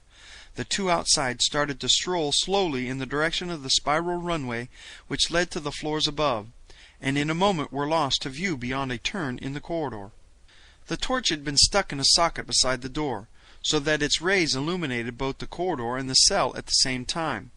As I saw the 2 warriors disappear, I approached the entrance to the cell with a well-defined plan already formulated. While I disliked the thought of carrying out the thing that I had decided upon, there seemed no alternative if Tars Tarkas and I were to go back together to my little camp in the hills. Keeping near the wall, I came quite close to the door to Tars Tarkas' cell, and there I stood with my longsword above my head, grasped with both hands, that I might bring it down in one quick cut upon the skull of the jailer as he emerged. I dislike to dwell upon what followed after I heard the footsteps of the man as he approached the doorway. It is enough that within another minute or two Tars Tarkas, wearing the medal of a war-hoon chief, was hurrying down the corridor toward the spiral runway, bearing the war-hoon's torch to light his way. A dozen paces behind him followed John Carter, Prince of Helium. The two companions of the man who lay now beside the door of the cell that had been Tars Tarkas's had just started to ascend the runway as the Thark came in view. "Why so long, Tangama?" cried one of the men. "I had trouble with a lock," replied Tars Tarkas, "and now I find that I have left my short-sword in the Thark's cell. Go you on. I'll return and fetch it." "As you will, Tangama," replied he who had before spoken. "We shall see you above directly." "Yes," replied Tars Tarkas, and turned as though to retrace his steps to the cell. But he only waited until the two had disappeared at the floor above. Then I joined him. We extinguished the torch, and together we crept toward the spiral incline that led to the upper floors of the building. At the first floor we found that the hallway ran but halfway through, necessitating the crossing of a rear room full of green folk, ere we could reach the inner courtyard. So there was but one thing left for us to do, and that was to gain the second floor and the hallway through which I had traversed the length of the building. Cautiously we ascended. We could hear the sounds of conversation coming from the room above, but the hall still was unlighted, nor was anyone in sight as we gained the top of the runway. Together we threaded the long hall and reached the balcony overlooking the courtyard without being detected. At our right was the window letting into the room in which I had seen Tangama and the other warriors as they started to Tars Tarkas' cell earlier in the evening. His companions had returned here, and we now overheard a portion of their conversation. "What can be detaining Tangama?" asked one. "He certainly could not be all this time fetching his short-sword from the Thark's cell," spoke another. "His short-sword?" asked a woman. "What mean you?" "Tangama left his short-sword in the Thark's cell," explained the first speaker, "and left us at the runway to return and get it." "Tangama wore no short-sword this night," said the woman. "It was broken in today's battle with the Thark, and Tangama gave it to me to repair. See, I have it here."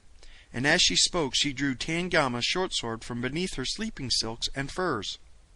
The warriors sprang to their feet. "There is something amiss here," cried one. "'Tis even what I myself thought when Tangama left us at the runway," said another. "Methought then that his voice sounded strangely."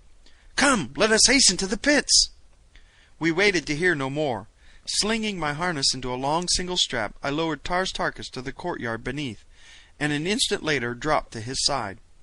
We had spoken scarcely a dozen words since I had felled Tangama at the cell door and seen in the torch's light the expression of utter bewilderment upon the great Thark's face. "By this time," he had said, "I should have learned to wonder at nothing which John Carter accomplishes." That was all. He did not need to tell me that he appreciated the friendship which had prompted me to risk my life to rescue him, nor did he need to say that he was glad to see me.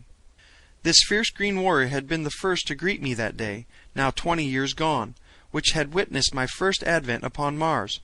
He had met me with levelled spear and cruel hatred in his heart, as he charged down upon me, bending low at the side of his mighty thwart, as I stood beside the incubator of his horde upon the Dead Sea bottom beyond Korab. And now among the inhabitants of two worlds I counted none a better friend than Tars Tarkas, Jeddak of Tharks. As we reached the courtyard we stood in the shadows beneath the balcony for a moment to discuss our plans. "There be 5 now in the party, Tars Tarkas," I said. "Thuvia, Exodar, Carthoris, and ourselves. We shall need 5 thwarts to bear us." "Carthoris!" he cried. "Your son?" "Yes, I found him in the prison of Shador on the Sea of Omin, in the land of the firstborn." "I know not any of these places, John Carter. Be they upon Barsoom?" "Upon and below, my friend. But wait until we shall have made good our escape, and you shall hear the strangest narrative that ever a Barsoomian of the outer world gave ear to. Now we must steal our thwarts and be well away to the north before these fellows discover how we have tricked them." In safety we reached the great gates at the far end of the courtyard, through which it was necessary to take our thwarts to the avenue beyond. It is no easy matter to handle 5 of these great fierce beasts, which by nature are as wild and ferocious as their masters, and held in subjection by cruelty and brute force alone. As we approached them they sniffed our unfamiliar scent, and with squeals of rage circled about us. Their long, massive necks upreared raised their great gaping mouths high above our heads. They are fearsome appearing brutes at best, but when they are aroused they are fully as dangerous as they look. The thoat stands a good 10 feet at the shoulder. His hide is sleek and hairless, and of a dark slate color on back and sides, shading down his 8 legs to a vivid yellow at the huge, padded, nailless feet. The belly is pure white. A broad, flat tail, larger at the tip than at the root, completes the picture of this ferocious green Martian mount, a fit war steed for these warlike people. As the thwarts are guided by telepathic means alone, there is no need for rein or bridle, and so our object now was to find 2 that would obey our unspoken commands. As they charged about us, we succeeded in mastering them sufficiently to prevent any concerted attack upon us, but the din of their squealing was certain to bring investigating warriors into the courtyard were it to continue much longer. At length I was successful in reaching the side of one great brute, and ere he knew what I was about I was firmly seated astride his glossy back. A moment later Tars Tarkas had caught and mounted another. Then between us we herded 3 or 4 more toward the great gates. Tars Tarkas rode ahead, and leaning down to the latch threw the barriers open, while I held the loose thoats from breaking back to the herd. Then together we rode through the avenues with our stolen mounts, and, without waiting to close the gates, hurried off toward the southern boundary of the city. Thus far our escape had been little short of marvelous, nor did our good fortune desert us, for we passed the outer purlieus of the dead city and came to our camp without hearing even the faintest sound of pursuit.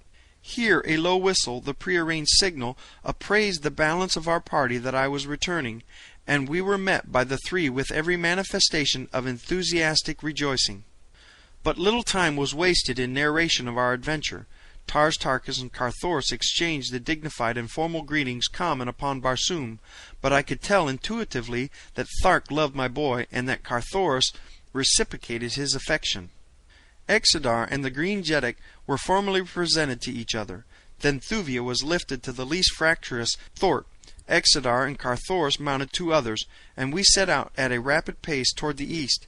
At the far extremity of the city we circled toward the north, and under the glorious rays of the 2 moons we sped noiselessly across the Dead Sea bottom, away from the Warhoons and the Firstborn, but to what new dangers and adventures we knew not. Toward noon of the following day we halted to rest our mounts and ourselves.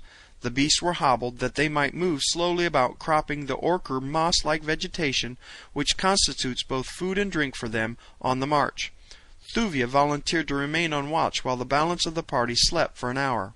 It seemed to me that I had but closed my eyes when I felt her hand upon my shoulder, and heard her soft voice warning me of a new danger. "Arise, O Prince," she whispered. "There be that behind us which has the appearance of a great body of pursuers." The girl stood pointing in the direction from whence we had come, and as I arose and looked, I too thought that I could detect a thin dark line on the far horizon. I awoke the others.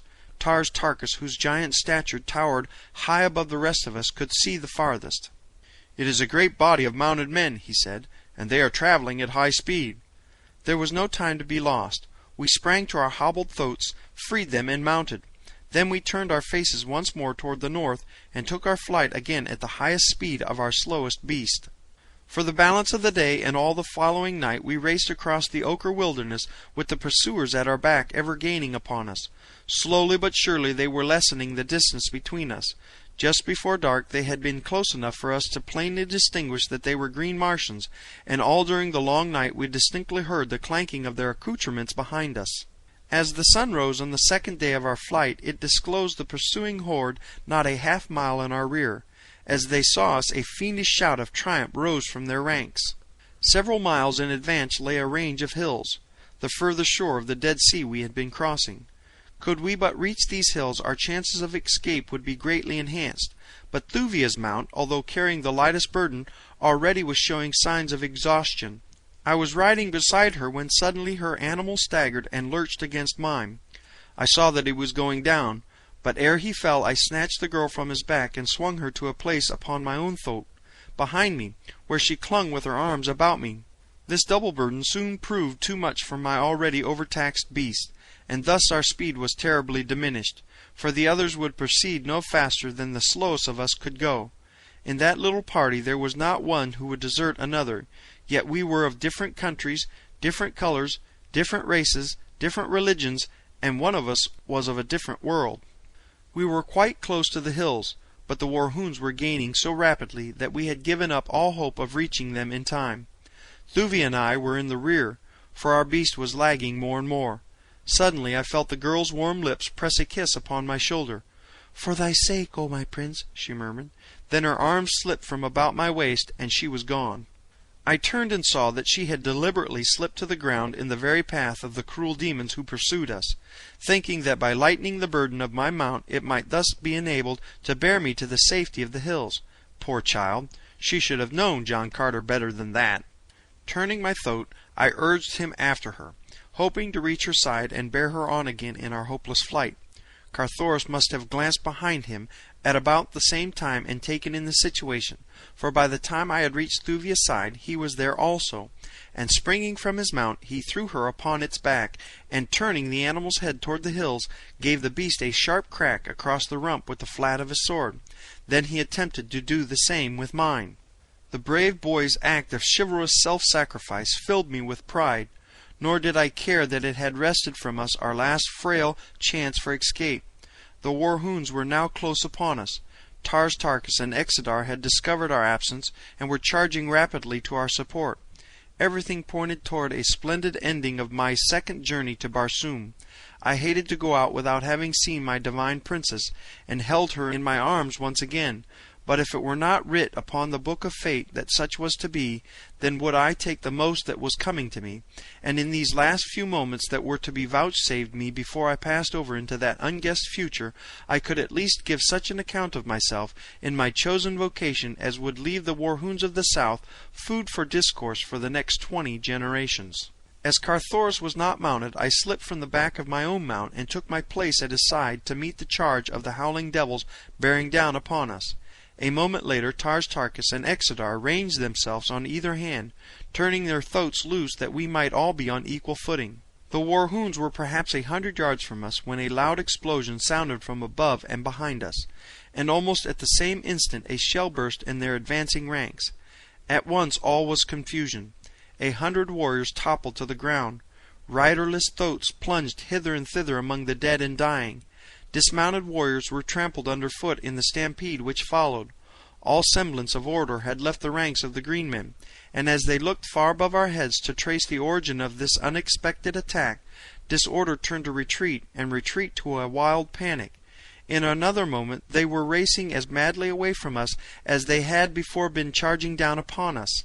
We turned to look in the direction from whence the first report had come, and there we saw, just clearing the tops of the nearer hills, a great battleship swinging majestically through the air. Her bow gun spoke again even as we looked, and another shell burst among the fleeing Warhoons. As she drew nearer I could not repress a wild cry of elation, for upon her bows I saw the device of helium. End of chapter 15.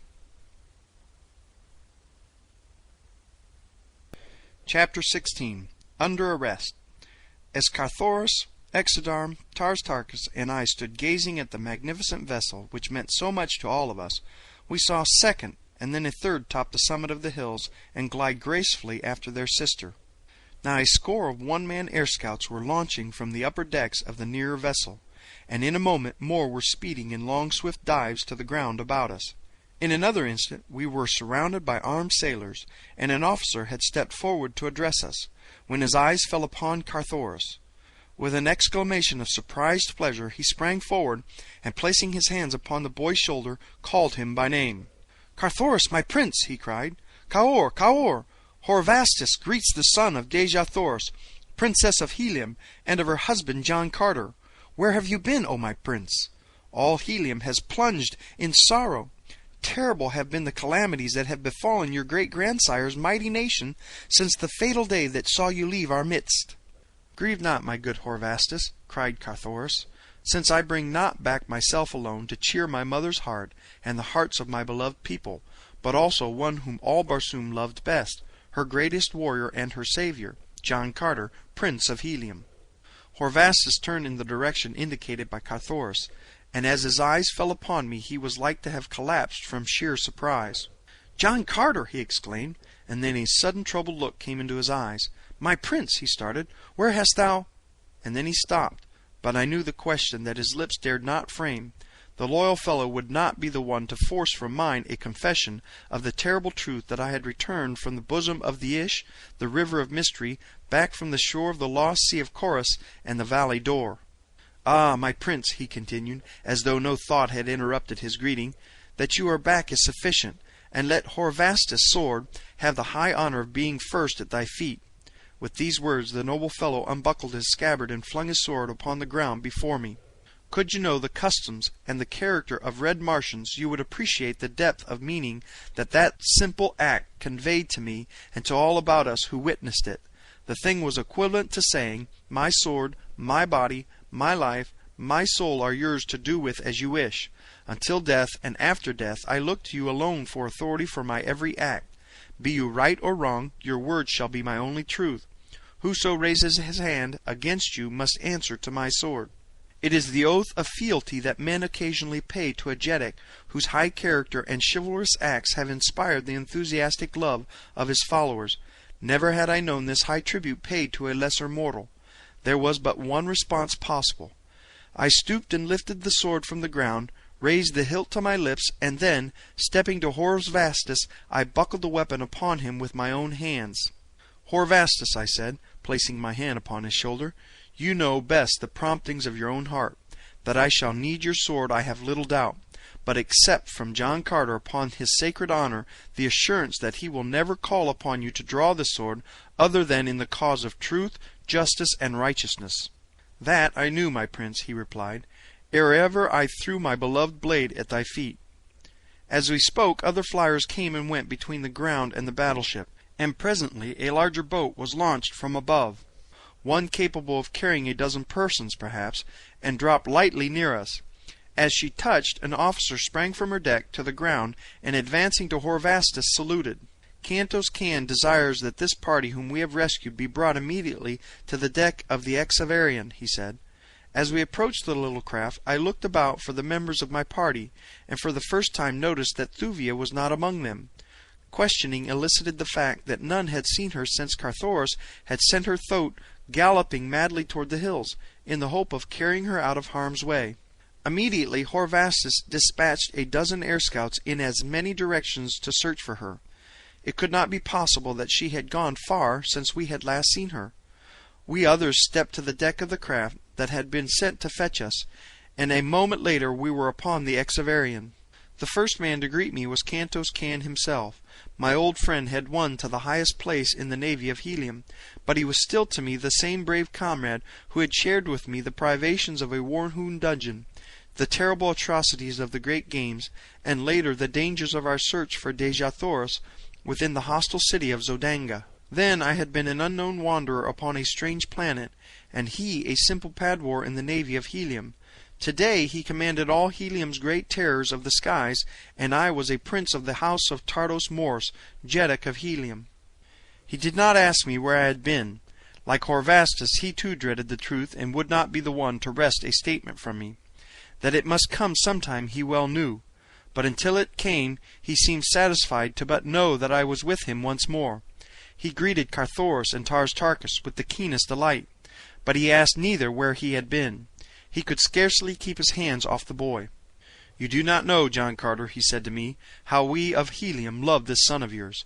It is as though all the great love we bore his noble father and his poor mother had been centered in him. When it became known that he was lost, 10 million people wept." "What mean you, Cantos Can," I whispered, "by his poor mother?" For the words had seemed to carry a sinister meaning which I could not fathom.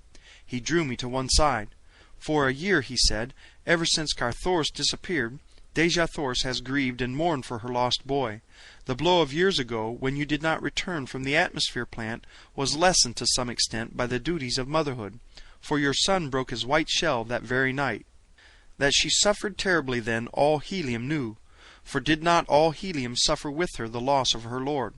But with the boy gone there was nothing left, and after expedition upon expedition returned with the same hopeless tale of no clue as to his whereabouts, our beloved princess drooped lower and lower, until all who saw her felt that it could be but a matter of days ere she went to join her loved ones within the precincts of the Valley Dor.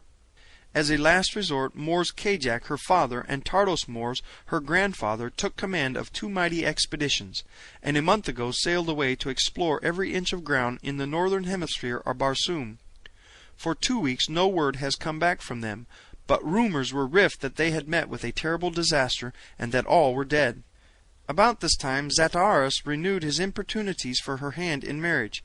He has been forever after her since you disappeared. She hated him and feared him, but with both her father and grandfather gone, Zataris was very powerful, for he is still Jed of Zodanga, to which position, you will remember, Tardos Mors appointed him, after you had refused the honor. He had a secret audience with her 6 days ago. What took place none knows, but the next day Dejah Thoris had disappeared, and with her had gone a dozen of her household guard and body servants, including Sola the Green Woman, Tars Tarkas' daughter, you recall. No word left they of their intentions, but it is always thus with those who go upon the voluntary pilgrimage from which none returns.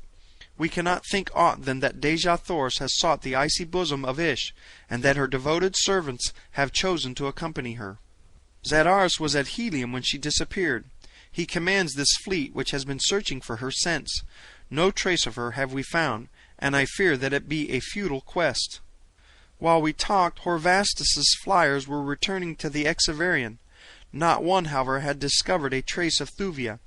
I was much depressed over the news of Dejah Thoris's disappearance, and now there was added the further burden of apprehension concerning the fate of this girl, whom I believed to be the daughter of some proud Barsoomian house, and it had been my intention to make every effort to return her to her people.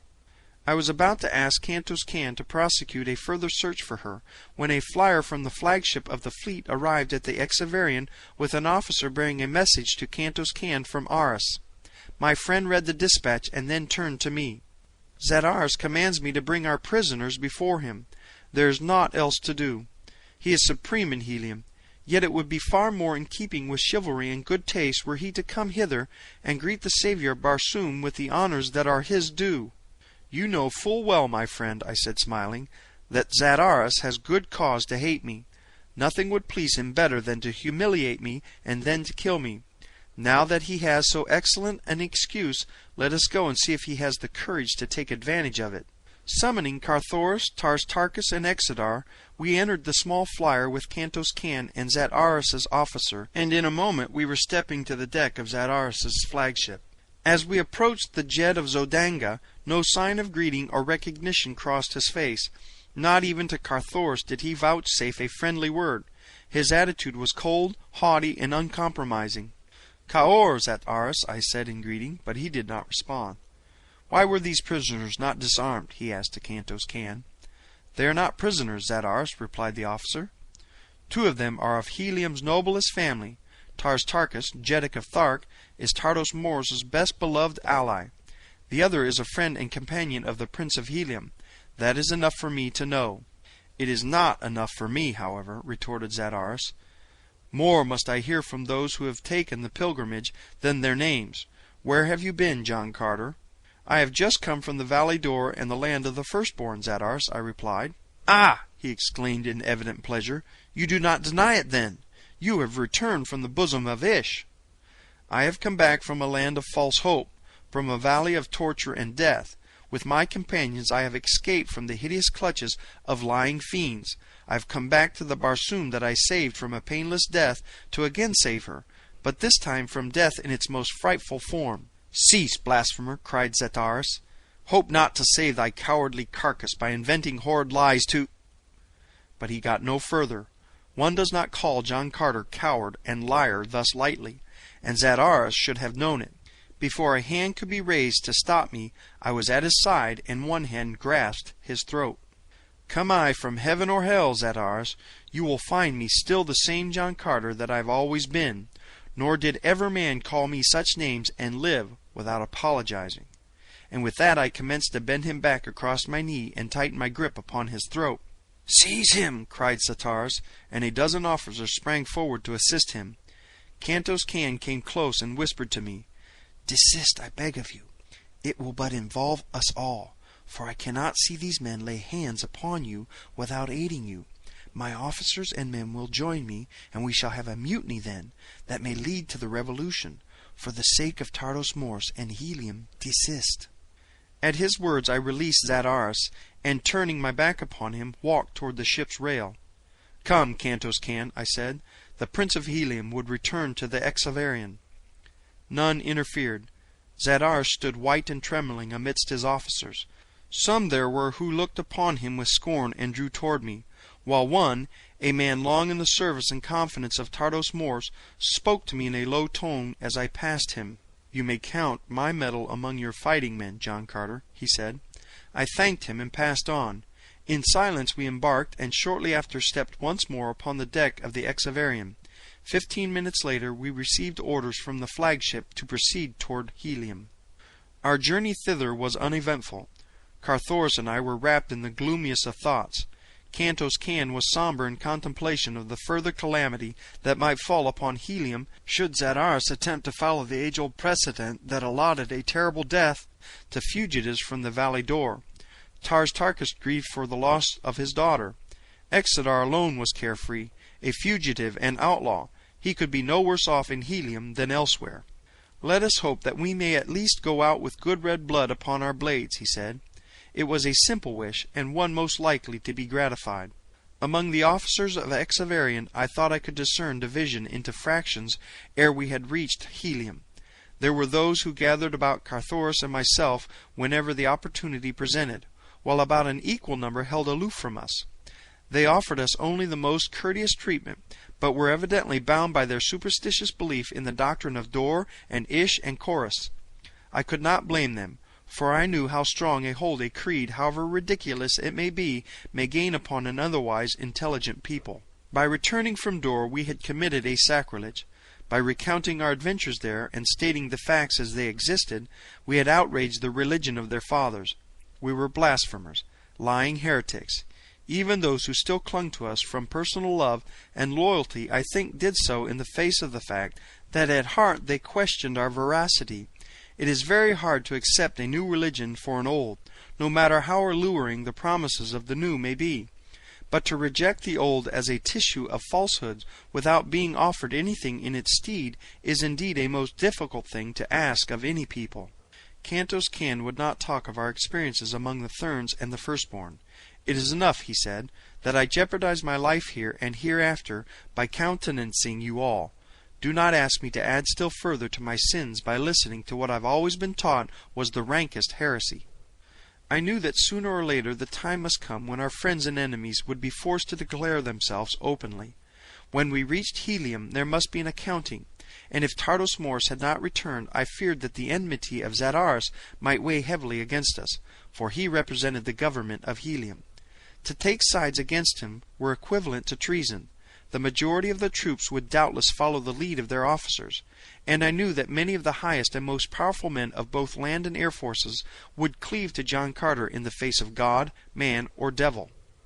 On the other hand, the majority of the populace unquestionably would demand that we pay the penalty of our sacrilege. The outlook seemed dark from whatever angle I viewed it. But my mind was so torn with anguish at the thought of Dejathors that I realized now that I gave the terrible question of Helium's plight but scant attention at that time.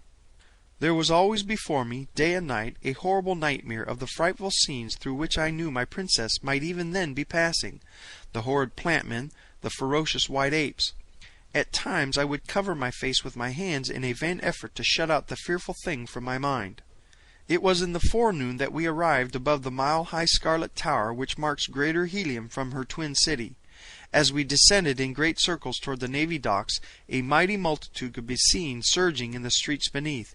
Helium had been notified by radio aerogram of our approach.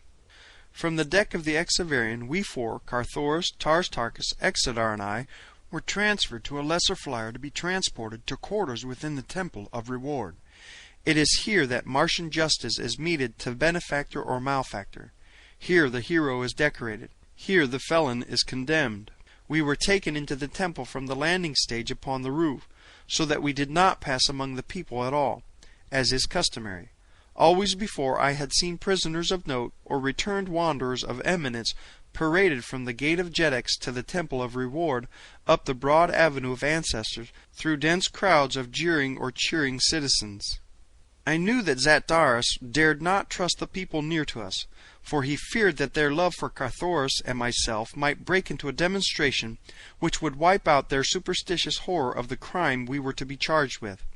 What his plans were I could only guess, but that they were sinister was evidenced by the fact that only his most trusted servitors accompanied us upon the flier to the temple of reward. We were lodged in a room upon the south side of the temple, overlooking the avenue of ancestors, down which we could see the full length to the gate of Jeddaks, 5 miles away. The people in the temple plaza and in the streets for a distance of a full mile were standing as close packed as it was possible for them to get. They were very orderly. There were neither scoffs nor plaudits, and when they saw us at the window above them, there were many who buried their faces in their arms and wept. Late in the afternoon a messenger arrived from Zataris to inform us that we would be tried by an impartial body of nobles in the great hall of the temple at the Verse Zod on the following day, or at about 8:40 a.m. Earth time.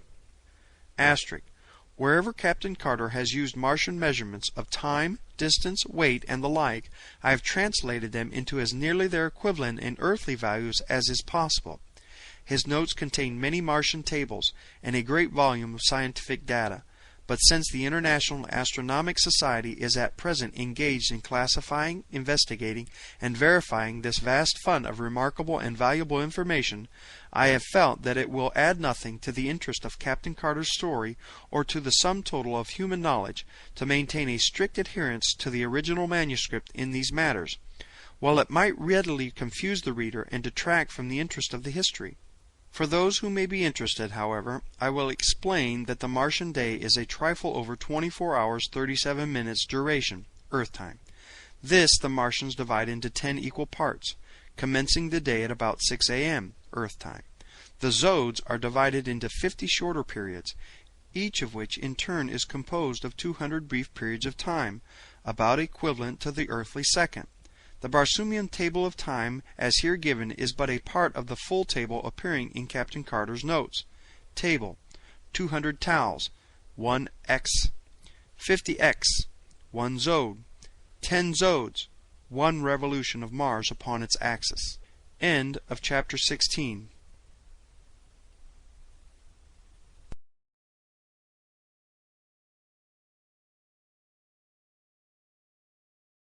Chapter 17. The Death Sentence. A few moments before the appointed time on the following morning, a strong guard of Zataris' officers appeared at our quarters to conduct us to the great hall of the temple. In twos we entered the chamber and marched down the broad aisle of hope, as it is called, to the platform in the center of the hall. Before and behind us marched armed guards, while 3 solid ranks of Zodangan soldiery lined either side of the aisle from the entrance to the rostrum. As we reached the raised enclosure I saw our judges. As is the custom upon Barsoom, there were 31, supposedly selected by lot from men of the noble class, for nobles were on trial. But to my amazement I saw no single friendly face among them. Practically all were Zodangans, and it was I to whom Zodanga owed her defeat at the hands of the Green Hordes, and her subsequent vassalage to Helium. There could be little justice here for John Carter, or his son, or for the great Thark who had commanded the savage tribesmen who overran Zodanga's broad avenues, looting, burning, and murdering. About us the vast circular Colosseum was packed to its full capacity. All classes were represented, all ages and both sexes. As we entered the hall, the hum of subdued conversation ceased until as we halted upon the platform, or throne of righteousness, the silence of death enveloped the 10,000 spectators. The judges were seated in a great circle about the periphery of the circular platform. We were assigned seats with our backs toward a small platform in the exact center of the larger one. This placed us facing the judges and the audience. Upon the smaller platform each would take his place while his case was being heard. Zataris himself sat in the golden chair of the presiding magistrate. As we were seated and our guards retired to the foot of the stairway leading to the platform, he arose and called my name. "John Carter," he cried, "take your place upon the pedestal of truth to be judged impartially, according to your acts, and here to know the reward you have earned thereby." Then turning to and fro toward the audience, he narrated the acts upon the value of which my reward was to be determined. "Know you, O judges and people of Helium," he said, "that John Carter, one time Prince of Helium, has returned by his own statement from the Valley Dor, and even from the temple of Ishus itself. That, in the presence of many men of Helium, he has blasphemed against the sacred Ish, and against the Valley Dor, and the lost sea of Chorus, and the holy Therns themselves, and even against Ishus, goddess of death and of life eternal. And know you further, by witness of thine own eyes, that see him here now, upon the pedestal of truth, that he has indeed returned from these sacred precincts, in the face of our ancient customs, and in violation of the sanctity of our ancient religion. He who be once dead may not live again. He who attempts it must be made dead forever. Judges, your duty lies plain before you. Here can be no testimony in contravention of truth. What reward shall be meted to John Carter in accordance with the acts he has committed?" "Death!" shouted one of the judges.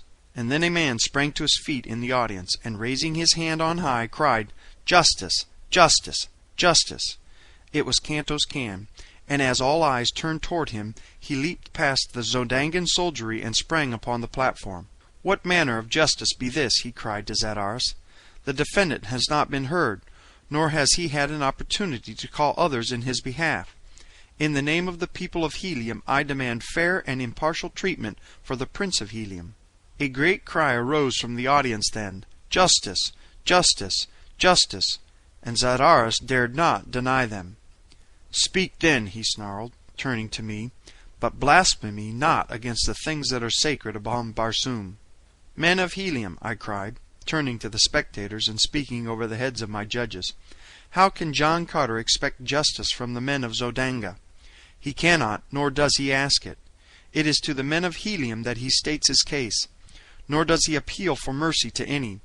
It is not in his own cause that he speaks now, it is in thine, in the cause of your wives and daughters, and of wives and daughters yet unborn.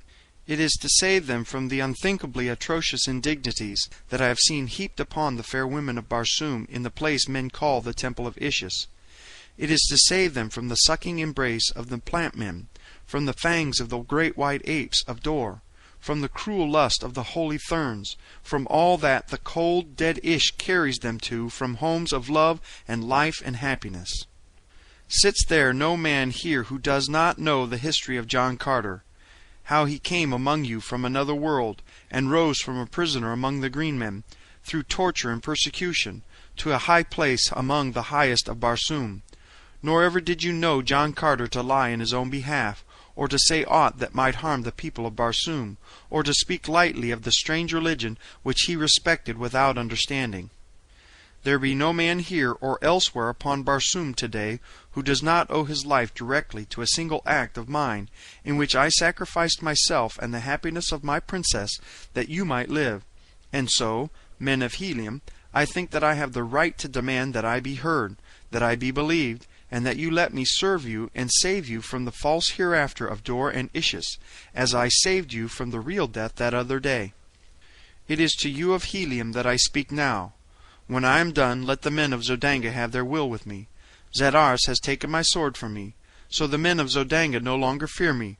Will you listen?" "Speak, John Carter, Prince of Helium," cried a great noble from the audience, and the multitude echoed his permission, until the building rocked with the noise of their demonstration. Zadaris knew better than to interfere with such a sentiment as was expressed that day in the Temple of Reward, and so for 2 hours I talked with the people of Helium. But when I had finished, Zadaris arose, and turning to the judges, said in a low tone, "My nobles, you have heard John Carter's plea. Every opportunity has been given him to prove his innocence if he be not guilty, but instead he has but utilized the time in further blasphemy. What, gentlemen, is your verdict?" "Death to the blasphemer!" cried one, springing to his feet, and in an instant the entire 31 judges were on their feet with upraised swords in token of their unanimity of their verdict. If the people did not hear Zadaris's charge, they certainly did hear the verdict of the tribunal.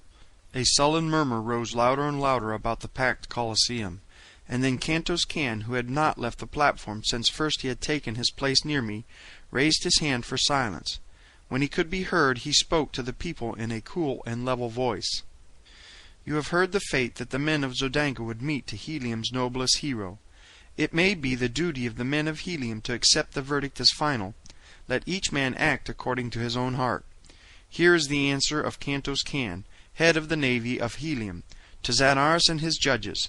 And with that he unbuckled his scabbard and threw his sword at my feet. In an instant soldiers and citizens, officers and nobles, were crowding past the soldiers of Zodanga, and forcing their way to the throne of righteousness. 100 men surged upon the platform, and 100 blades rattled and clanked to the floor at my feet. Zadaris and his officers were furious, but they were helpless. One by one I raised the swords to my lips and buckled them again upon their owners. "Come," said Kantos Kan, "we will escort John Carter and his party to his own palace." And they formed about us and started toward the stairs leading to the Isle of Hope. "Stop!" cried Zadaris. "Soldiers of Helium, let no prisoner leave the throne of righteousness." The soldiery from Zodanga were the only organized body of Heliumitic troops within the temple, so Zadaris was confident that his orders would be obeyed. But I do not think that he looked for the opposition that was raised the moment the soldiers advanced towards the throne. From every quarter of the Colosseum swords flashed, and men rushed threatening upon the Zodangans. Someone raised a cry. "Tardos Mors is dead. 1,000 years to John Carter, Jeddak of Helium." As I heard that, and saw the ugly attitude of the men of Helium toward the soldiers of Zadaris, I knew that only a miracle could avert a clash that would end in civil war. "Hold!" I cried, leaping to the pedestal of truth once more. "Let no man move till I am done. A single sword thrust here today may plunge Helium into a bitter and bloody war, the results of which none can foresee. It will turn brother against brother and father against son. No man's life is worth that sacrifice. Rather would I submit to the biased judgment of Zadaris than be the cause of civil strife in Helium. Let us each give in a point to the other, and let this entire matter rest until Tardos Mors returns, or Mors Kajak his son. If neither be back at the end of a year, a second trial may be held. The thing has a precedent." And then turning to Zadaris, I said in a low voice, "Unless you be a bigger fool than I take you to be, you will grasp the chance I am offering you, ere it is too late. Once that multitude of swords below is drawn against your soldiery, no man upon Barsoom, not even Tardos Mors himself, can avert the consequences. What say you? Speak quickly." The Jed of Zodangan Helium raised his voice to the angry sea beneath us. "Stay your hands, men of Helium," he shouted, his voice trembling with rage. "The sentence of the court is passed, but the day of retribution has not been set. I, Zadaris, Jed of Zodanga, appreciating the royal connections of the prisoner and his past services to Helium and Barsoom, grant a respite of 1 year, or until the return of Mors Kajak, or Tardos Mors to Helium. Disperse quietly to your houses. Go." No one moved. Instead they stood in tense silence with their eyes fastened upon me as though waiting for a signal to attack. "Clear the temple," commanded Zadaris in a low tone to one of his officers. Fearing the result of an attempt to carry out this order by force, I stepped to the edge of the platform and, pointing toward the main entrance, bid them pass out. As one man they turned at my request and filed, silent and threatening, past the soldiers of Zadaris, Jed of Zodanga, who stood scowling in impotent rage. Kantos Kan, with the others who had sworn allegiance to me, still stood upon the throne of righteousness with me. "Come," said Kantos Kan to me, "we will escort you to your palace, my prince. Come, Cathoris and Exodar. Come, Tars Tarkas." And with a haughty sneer for Zadaris upon his handsome lips, he turned and strode to the throne steps and up the Isle of Hope. We 4 and the 100 loyal ones followed behind him, nor was a hand raised to stay us, though glowering eyes followed our triumphant march through the temple. In the avenues we found a press of people, but they opened a pathway for us, and many were the swords that were flung at my feet as I passed through the city of Helium toward my palace upon the outskirts. Here my old slaves fell upon their knees and kissed my hands as I greeted them. They cared not where I had been. It was enough that I had returned to them. "Ah, master," cried one, "if our divine princess were but here, this would be a day indeed." Tears came to my eyes so that I was forced to turn away that I might hide my emotions. Carthoris wept openly as the slaves pressed about him with expressions of affection and words of sorrow for our common loss, It was now that Tars Tarkas for the first time learned that his daughter, Sola, had accompanied Dejah Thoris upon the last long pilgrimage. I had not had the heart to tell him what Kantos Kan had told me. With the stoicism of the Green Martian he showed no sign of suffering, yet I knew that his grief was as poignant as mine. In marked contrast to his kind, he had in well-developed form the kindlier human characteristics of love, friendship, and charity. It was a sad and sombre party that sat at the feast of welcome in the great dining hall of the palace of the Prince of Helium that day. We were over 100 strong, not counting the members of my little court, for Dejah Thoris and I had maintained a household consistent with our royal rank. The board, according to Red Martian custom, was triangular, for there were 3 in our family. Carthoris and I presided in the center of our sides of the table. Midway of the third side, Dejah Thoris's high-backed carven chair stood vacant except for her gorgeous wedding trappings and jewels which were draped upon it. Behind stood a slave as in the days when his mistress had occupied her place at the board, ready to do her bidding. It was the way upon Barsoom, so I endured the anguish of it, though it wrung my heart to see that silent chair where it should have been my laughing and vivacious princess keeping the great hall ringing with her merry gaiety. At my right sat Kantos Kan, while to the right of Dejah Thoris's empty place Tars Tarkas sat in a huge chair before a raised section of the board which years ago I had had constructed to meet the requirements of his mighty bulk. The place of honor at a Martian horde is always at the hostess's right, and this place was ever reserved by Dejah Thoris for the great Thark upon the occasions that he was in Helium. Horvastus sat in the seat of honor upon Carthoris's side of the table. There was little general conversation. It was a quiet and saddened party. The loss of Dejah Thoris was still fresh in the minds of all, and to this was added fear for the safety of Tardos Mors and Mors Kajak, as well as doubt and uncertainty as to the fate of Helium, should it prove true that she was permanently deprived of her great Jeddak. Suddenly our attention was attracted by the sound of distant shouting, as of many people raising their voices at once, but whether in anger or rejoicing we could not tell. Nearer and nearer came the tumult. A slave rushed into the dining hall to cry that a great concourse of people was swarming through the palace gates. A second burst upon the heels of the first, alternately laughing and shrieking as a madman. "Dejah Thoris is found!" he cried. "A messenger from Dejah Thoris!" I waited to hear no more. The great windows of the dining hall overlooked the avenue leading to the main gates. They were upon the opposite side of the hall from me, with the table intervening. I did not waste time in circling the great board. With a single leap I cleared table and diners and sprang upon the balcony beyond. 30 feet below lay the scarlet sward of the lawn, and beyond were many people crowding about a great thoat which bore a rider headed toward the palace. I vaulted to the ground below and ran swiftly toward the advancing party. As I came near to them I saw that the figure on the thoat was Sola. "Where's the Princess of Helium?" I cried. The green girl slid from her mighty mount and ran toward me. "Oh, my prince, she cried. "She's gone forever. Even now she may be a captive upon the lesser moon. The Black Pirates of Barsoom have stolen her." End of chapter 17.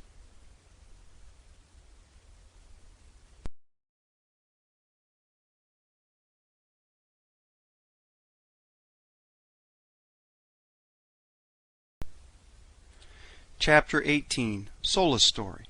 Once within the palace I drew Sola to the dining hall, and when she had greeted her father after the formal manner of the green men, she told the story of the pilgrimage and capture of Dejah Thoris. 7 days ago, after her audience with Zadaris, Dejah Thoris attempted to slip from the palace in the dead of night. Although I had not heard the outcome of her interview with Zadaris, I knew that something had occurred then to cause her the keenest mental agony, and when I discovered her creeping from the palace I did not need to be told her destination. Hastily arousing a dozen of her most faithful guards, I explained my fears to them, and as one they enlisted with me to follow our beloved princess in her wanderings, even to the sacred Ish and the Valley Dor. We came upon her but a short distance from the palace. With her was faithful Woola the hound, but none other. When we overtook her she feigned anger, and ordered us back to the palace. But for once we disobeyed her, and when she found that we would not let her go upon the last long pilgrimage alone, she wept and embraced us, and together we went out into the night toward the south. The following day we came upon a herd of small thoats, and thereafter we were mounted and made good time. We traveled very fast and very far due south until the morning of the 5th day we sighted a great fleet of battleships sailing north. They saw us before we could seek shelter, and soon we were surrounded by a horde of black men. The princess's guard fought nobly to the end, but they were soon overcome and slain. Only Dejah Thoris and I were spared. When she realized that she was in the clutches of the black pirates, she attempted to take her own life, but one of the blacks tore her dagger from her, and then they bound us both so that we could not use our hands. The fleet continued north after capturing us. There were about 20 large battleships in all, besides a number of small swift cruisers. That evening one of the smaller cruisers that had been far in advance of the fleet returned with a prisoner, a young red woman, whom they had picked up in a range of hills under the very noses, they said, of a fleet of 3 Red Martian battleships. From scraps of conversation which we overheard it was evident that the black pirates were searching for a party of fugitives that had escaped them several days prior. That they considered the capture of the young woman important was evident from the long and earnest interview the commander of the fleet held with her when she was brought to him. Later she was bound and placed in the compartment with Dejah Thoris and myself. The new captive was a very beautiful girl. She told Dejah Thoris that many years ago she had taken the voluntary pilgrimage from the court of her father, the Jeddak of Parth. She was Thuvia, the princess of Parth. And then she asked Dejah Thoris who she might be, and when she heard she fell upon her knees and kissed Dejah Thoris's fettered hands, and told her that that very morning she had been with John Carter, Prince of Helium, and Carthoris, her son. Dejah Thoris could not believe her at first, but finally, when the girl had narrated all the strange adventures that had befallen her since she had met John Carter, and told her of the things John Carter and Carthoris and Exodar had narrated of their adventures in the land of the firstborn, Dejah Thoris knew that it could be none other than the Prince of Helium. For who, she said, upon all Barsoom other than John Carter could have done the deeds you tell of? And when Thuvia told Dejah Thoris of her love for John Carter, and his loyalty and devotion to the princess of his choice, Dejah Thoris broke down and wept, cursing Zadaris, and the cruel fate that had driven her from Helium but a few brief days before the return of her beloved lord. "I do not blame you for loving him, Thuvia," she said, "and that your affection for him is pure and sincere I can well believe from the candor of your avowal of it to me." The fleet continued north nearly to Helium, but last night they evidently realized that John Carter had indeed escaped them, and so they turned toward the south once more. Shortly thereafter a guard entered our compartment and dragged me to the deck. "There is no place in the land of the firstborn for a green one," he said, and with that he gave me a terrific shove that carried me toppling from the deck of the battleship. Evidently this seemed to him the easiest way of ridding the vessel of my presence and killing me at the same time. But a kind fate intervened, and by a miracle I escaped with but slight bruises. The ship was moving slowly at the time, and as I lunged overboard into the darkness beneath I shuddered at the awful plunge I thought awaited me. For all day the fleet had sailed thousands of feet above the ground, but to my utter surprise I struck upon a soft mass of vegetation not 20 feet from the deck of the ship. In fact, the keel of the vessel must have been grazing the surface of the ground at the time. I lay all night where I had fallen, and the next morning brought an explanation of the fortunate coincidence that had saved me from a terrible death. As the sun rose I saw a vast panorama of sea bottom and distant hills lying far below me. I was upon the highest peak of a lofty range. The fleet in the darkness of the preceding night had barely grazed the crest of the hills, and in the brief span that they hovered close to the surface the black guard had pitched me, as he supposed, to my death.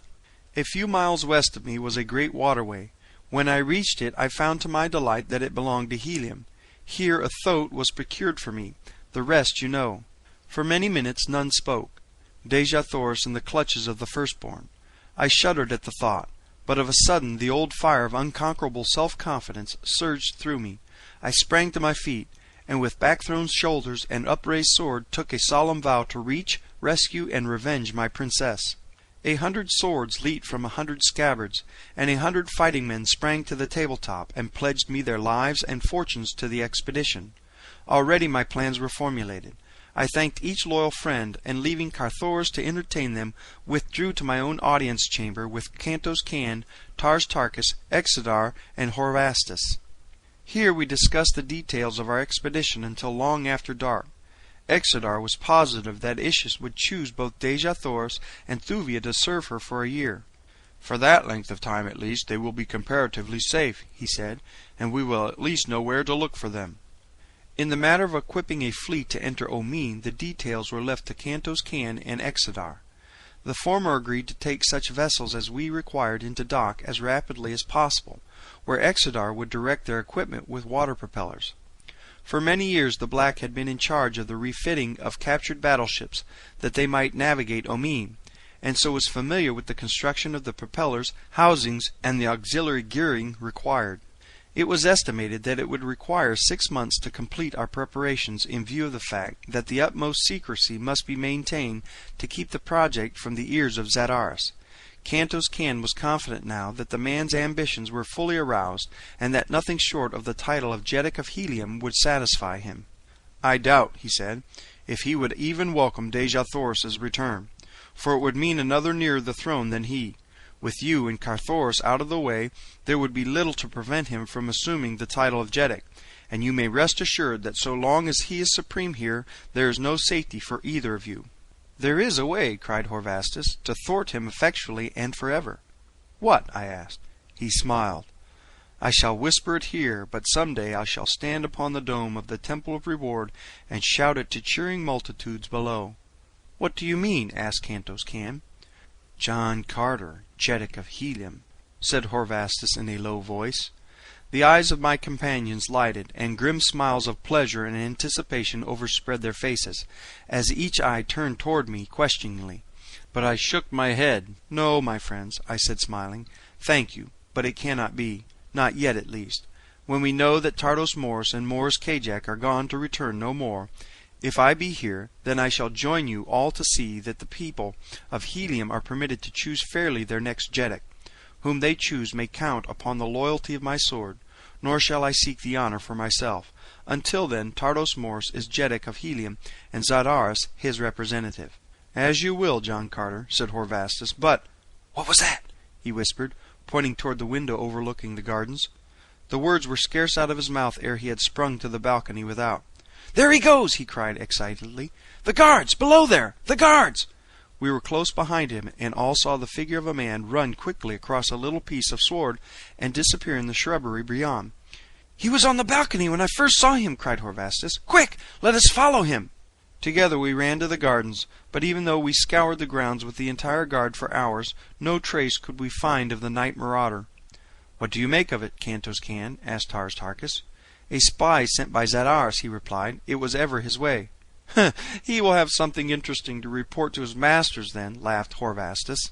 "I hope he heard only our references to a new Jeddak," I said. "If he overheard our plans to rescue Dejah Thoris, it will mean civil war, for he will attempt to thwart us, and in that I will not be thwarted. There would I turn against Tardos Mors himself, were it necessary. If it throws all Helium into a bloody conflict, I shall go on with these plans to save my princess. Nothing shall stay me now short of death. And should I die, my friends, will you take oath to prosecute the search for her and bring her back in safety to her grandfather's court?" Upon the hilt of his sword each of them swore to do as I had asked. It was agreed that the battleships that were to be remodeled should be ordered to Hastur, another Heliumetic city, far to the southwest. Kantos Kan thought that the docks there, in addition to their regular work, would accommodate at least 6 battleships at a time. As he was commander-in-chief of the navy, it would be a simple matter for him to order the vessels there as they could be handled, and thereafter keep the remodeled fleet in remote parts of the empire until we should be ready to assemble it for the dash upon Omin. It was late that night before our conference broke up, but each man there had his particular duties outlined, and the details of the entire plan had been mapped out. Kantos Kan and Exodar were to attend to the remodeling of the ships. Tars Tarkas was to get into communication with Thark and learn the sentiments of his people toward his return from Dor. If favorable, he was to return immediately to Thark and devote his time to the assembling of a great horde of green warriors whom it was our plan to send in transports directly to the Valley Dor and the Temple of Ishus, while the fleet entered Omin and destroyed the vessels of the firstborn. Upon Horvastus devolved the delicate mission of organizing a secret force of fighting men sworn to follow John Carter wherever he might lead. As we estimated that it would require over 1,000,000 men to man the 1,000 great battleships we intended to use on Omin, and the transports for the green men, as well as the ships that were to convoy the transports. It was no trifling job that Horvastus had before him. After they had left, I bid Carthoris good night, for I was very tired, and going to my own apartments, bathed and lay down upon my sleeping silks and furs for the first good night's sleep I had had an opportunity to look forward to since I had returned to Barsoom. But even now I was to be disappointed. How long I slept I do not know. When I awoke suddenly, it was to find a half-dozen powerful men upon me, a gag already in my mouth, and a moment later my arms and legs securely bound. So quickly had they worked, and to such good purpose, that I was utterly beyond the power to resist them by the time I was fully awake. Never a word spoke they, and the gag effectually prevented me speaking. Silently they lifted me and bore me toward the door of my chamber. As they passed the window through which the farther moon was casting its brilliant beams, I saw that each of the party had his face swathed in layers of silk. I could not recognize one of them. When they had come into the corridor with me, they turned toward a secret panel in the wall which led to the passage that terminated in the pits beneath the palace. That any knew of this panel outside my own household I was doubtful. Yet the leader of the band did not hesitate a moment. He stepped directly to the panel, touched the concealed button, and as the door swung open he stood aside while his companions entered with me. Then he closed the panel behind him and followed us. Down through the passageways to the pits we went. The leader rapped upon it with the hilt of his sword. 3 quick, sharp blows, a pause, then 3 more, another pause, and then 2. A second later the wall swung in, and I was pushed within a brilliantly lighted chamber in which sat 3 richly trapped men. One of them turned toward me with a sardonic smile upon his thin, cruel lips. It was Sadaris. End of chapter 18.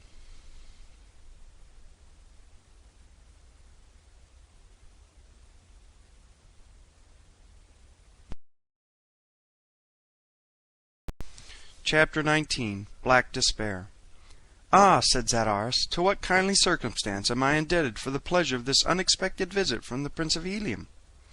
While he was speaking, one of my guards had removed the gag from my mouth, but I made no reply to Sadaris, simply standing there in silence with level gaze fixed upon the Jed of Zodanga, and I doubt not that my expression was colored by the contempt I felt for the man.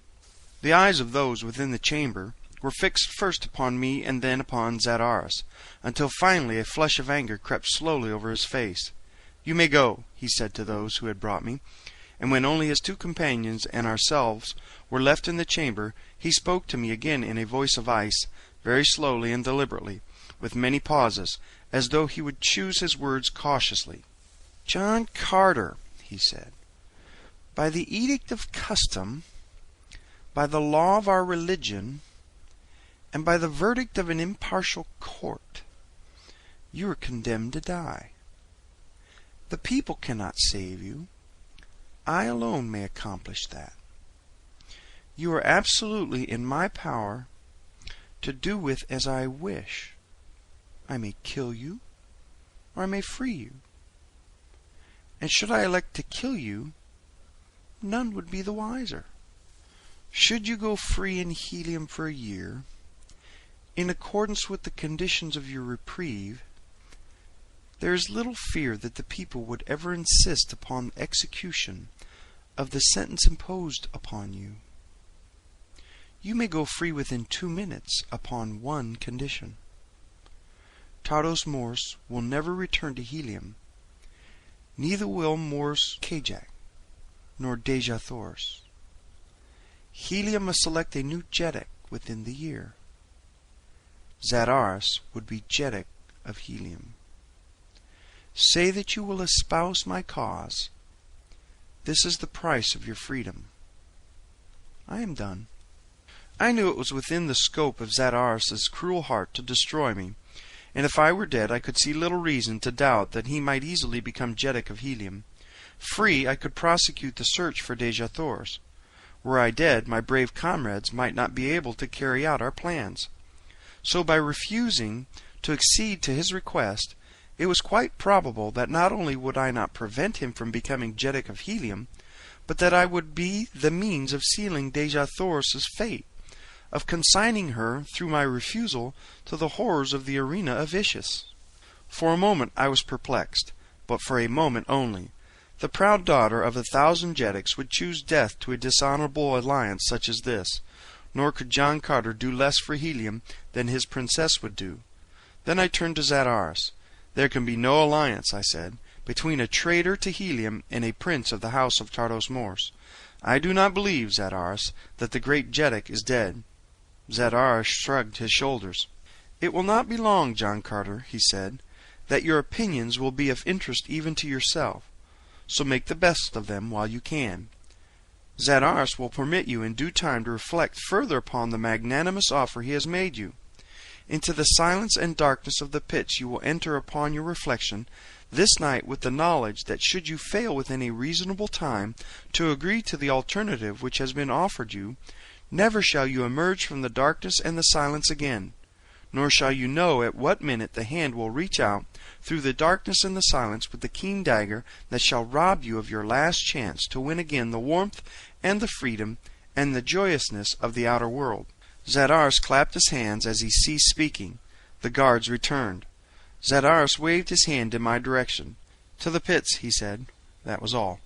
4 men accompanied me from the chamber, and with a radium handlight to illume the way, escorted me through seemingly interminable tunnels, down, ever down beneath the city of Helium. At length they halted within a fair-sized chamber. There were rings set in the rocky walls. To them chains were fastened, and at the ends of many of the chains were human skeletons. One of these they kicked aside, and unlocking the huge padlock that had held a chain about what had once been a human ankle, they snapped the iron band about my own leg. Then they left me, taking the light with them. Utter darkness prevailed. For a few minutes I could hear the clanking of accoutrements, but even this grew fainter and fainter until at last the silence was as complete as the darkness. I was alone with my gruesome companions, with the bones of dead men whose fate was likely but the index of my own.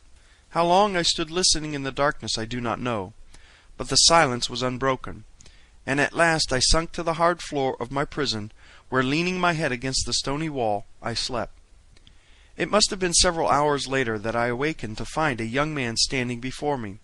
In one hand he bore a light, in the other a receptacle containing a gruel-like mixture, the common prison fare of Barsoom. "Zadaris sends you greetings," said the young man, "and commands me to inform you that though he is fully advised of the plot to make you Jedick of Helium, he is, however, not inclined to withdraw the offer which he has made you. To gain your freedom, you have but to request me to advise Zadaris that you accept the terms of his proposition." I but shook my head. The youth said no more, and after placing the food upon the floor at my side, returned up the corridor, taking the light with him. Twice a day for many days this youth came to my cell with food, and ever the same greetings from Zadaris. For a long time I tried to engage him in conversation upon other matters, but he would not talk, and so at length I desisted. For months I sought to devise methods to inform Carthoris of my whereabouts.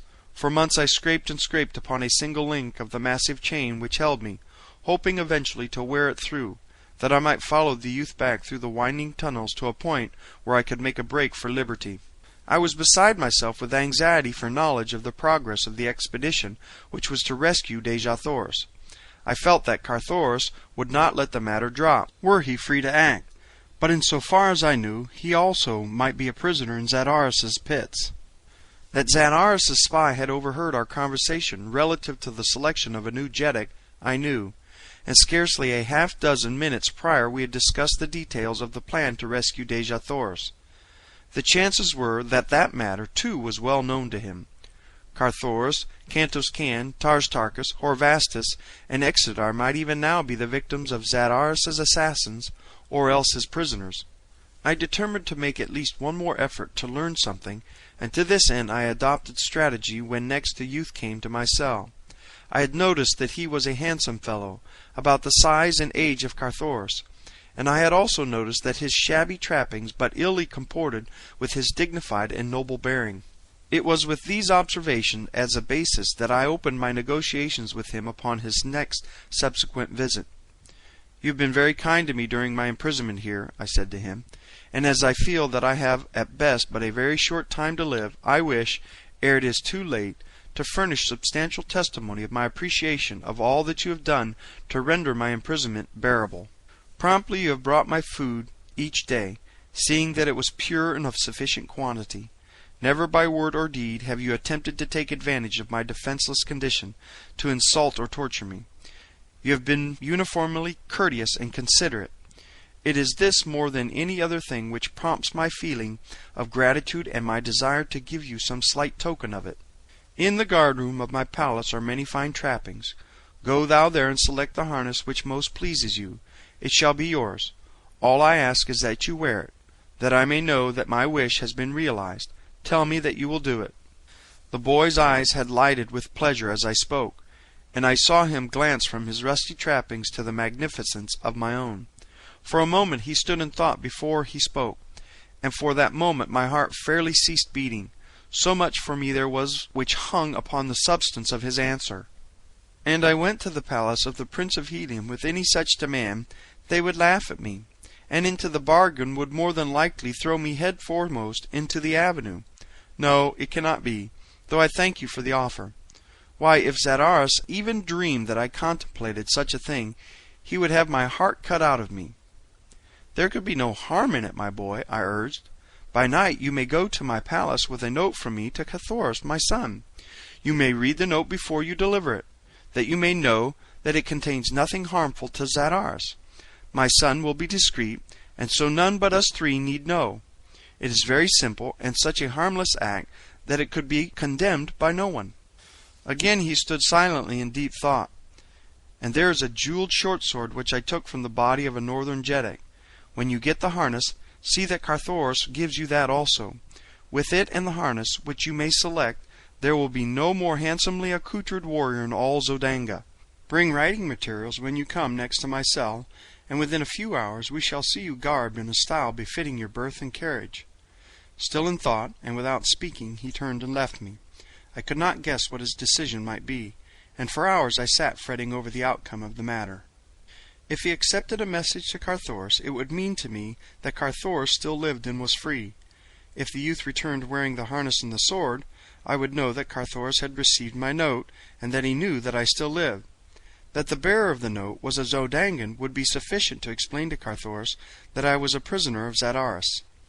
It was with feelings of excited expectancy which I could scarce hide that I heard the youth's approach upon the occasion of his next regular visit. I did not speak beyond my accustomed greeting of him. As he placed the food upon the floor by my side, he also deposited writing materials at the same time. My heart fairly bounded for joy. I had won my point. For a moment I looked at the materials in feigned surprise, but soon I permitted an expression of dawning comprehension to come into my face, and then, picking them up, I penned a brief order to Carthoris to deliver to Parthak a harness of his selection and the short sword which I described. That was all, but it meant everything to me and to Carthoris. I laid the note open upon the floor. Parthak picked it up, and without a word left me. As nearly as I could estimate, I had at this time been in the pits for 300 days. If anything was to be done to save Dejah Thoris, it must be done quickly, for, were she not already dead, her end must soon come, since those whom Ishis chose lived but a single year.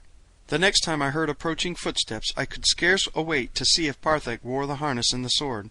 But judge, if you can, my chagrin and disappointment when I saw that he who bore my food was not Parthak. "What has become of Parthak?" I asked, but the fellow would not answer, and as soon as he had deposited my food, turned and retraced his steps to the world above. Days came and went, and still my new jailer continued his duties, nor would he ever speak a word to me, either in reply to the simplest question or of his own initiative. I could only speculate on the cause of Parthak's removal, but that it was connected in some way directly with the note I had given him was most apparent to me. After all my rejoicing I was no better off than before, for now I did not even know that Carthoris lived, for if Parthak had wished to raise himself in the estimation of Zadaras, he would have permitted me to go on precisely as I did, so that he could carry my note to his master, in proof of his own loyalty and devotion. 30 days had passed since I had given the youth the note. 330 days had passed since my incarceration. As closely as I could figure, there remained a bare 30 days ere Dejah Thoris would be ordered to the arena for the rites of Ishis. As the terrible picture forced itself vividly across my imagination, I buried my face in my arms, and only with the greatest difficulty was it that I repressed the tears that welled to my eyes despite my every effort. To think of that beautiful creature torn and rended by the cruel fangs of the hideous white apes, it was unthinkable. Such a horrid fact could not be, and yet my reason told me that within 30 days my incomparable princess would be fought over in the arena of the firstborn by those very wild beasts, that her bleeding corpse would be dragged through the dirt and the dust, until at last a part of it would be rescued to be served as food upon the tables of the black nobles. I think that I should have gone crazy but for the sound of my approaching jailer. It distracted my attention from the terrible thoughts that had been occupying my entire mind. Now a new and grim determination came to me. I would make one superhuman effort to escape, kill my jailer by a ruse, and trust to fate to lead me to the outer world in safety. With the thought came instant action. I threw myself upon the floor of my cell close by the wall, in a strained and distorted posture, as though I were dead after a struggle or convulsions. When he should stoop over me, I had but to grasp his throat with one hand and strike him a terrific blow with the slack of my chain, which I gripped firmly in my right hand for the purpose. Nearer and nearer came the doomed man. Now I heard him halt before me. There was a muttered exclamation, and then a step as he came to my side. I felt him kneel beside me. My grip tightened upon the chain. He leaned close to me. I must open my eyes to find his throat, grasp it, and strike one mighty final blow, all at the same instant. The thing worked just as I had planned. So brief was the interval between the opening of my eyes and the fall of the chain that I could not check it, though in that minute interval I recognized the face so close to mine as that of my son Carthoris. God, what cruel and malign fate had worked to such a frightful end! What devious chain of circumstances had led my boy to my side at this one particular minute of our lives, when I could strike him down and kill him, in ignorance of his identity? A benign though tardy providence blurred my vision and my mind as I sank into unconsciousness across the lifeless body of my only son. When I regained consciousness, it was to feel a cool, firm hand pressed upon my forehead. For an instant I did not open my eyes. I was endeavoring to gather the loose ends of many thoughts and memories which flitted elusively through my tired and overwrought brain. At length came the cruel recollection of the thing that I had done in my last conscious act, and then I dared not to open my eyes for fear of what I should see lying beside me. I wondered who it could be who ministered to me. Carthoris must have had a companion whom I had not seen. Well, I must face the inevitable some time, so why not now? And with a sigh I opened my eyes. Leaning over me was Carthoris, a great bruise upon his forehead where the chain had struck, but alive. Thank God, alive! There was no one with him. Reaching out my arms, I took my boy within them, and if ever there arose from any planet a fervent prayer of gratitude, it was there beneath the crust of dying Mars, as I thanked the eternal mystery for my son's life.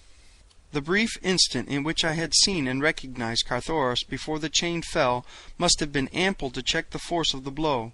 He told me that he had lain unconscious for a time. How long he did not know. "How came you here at all?" I asked, mystified that he had found me without a guide. "It was by your wit in appraising me of your existence and imprisonment through the youth Parthak. Until he came for his harness and his sword, we had thought you dead. When I had read your note, I did as you had bid, giving Parthak his choice of the harness in the guardroom, and later bringing the jeweled short sword to him. But the minute that I had fulfilled the promise you evidently had made him, my obligation to him ceased. Then I commenced to question him, but he would give me no information as to your whereabouts. He was intensely loyal to Zadaris.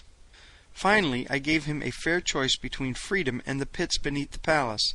The price of freedom to be full information as to where you were imprisoned and directions which would lead us to you. But still he maintained his stubborn partisanship. Despairing, I had him removed to the pits, where he still is. No threats of torture or death, no bribes, however fabulous, would move him.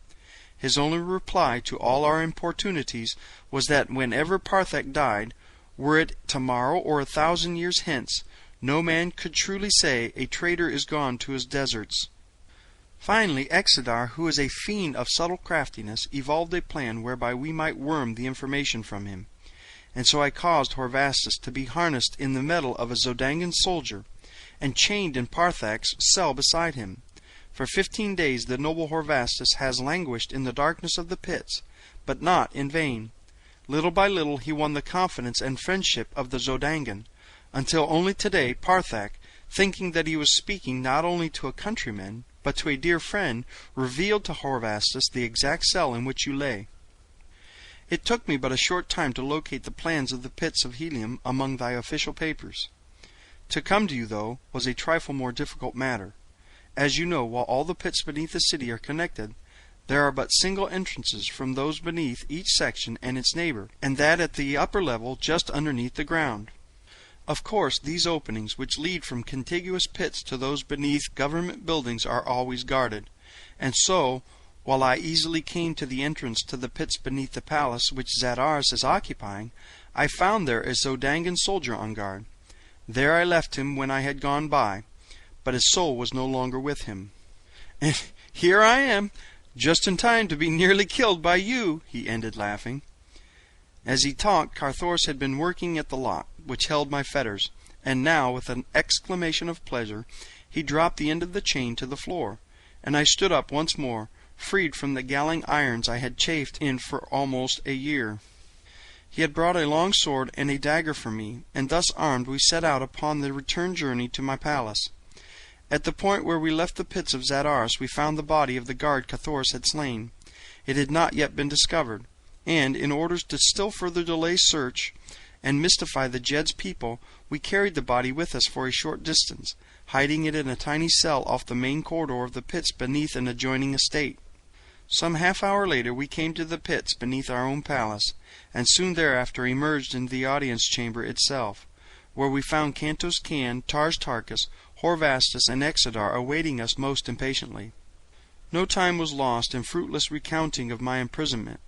What I desired to know was how well the plans we had laid nearly a year ago had been carried out. "It has taken much longer than we had expected," replied Cantos Can. "The fact that we were compelled to maintain utter secrecy has handicapped us terribly. Zadaris's spies are everywhere, yet to the best of my knowledge no word of our real plans has reached the villain's ear.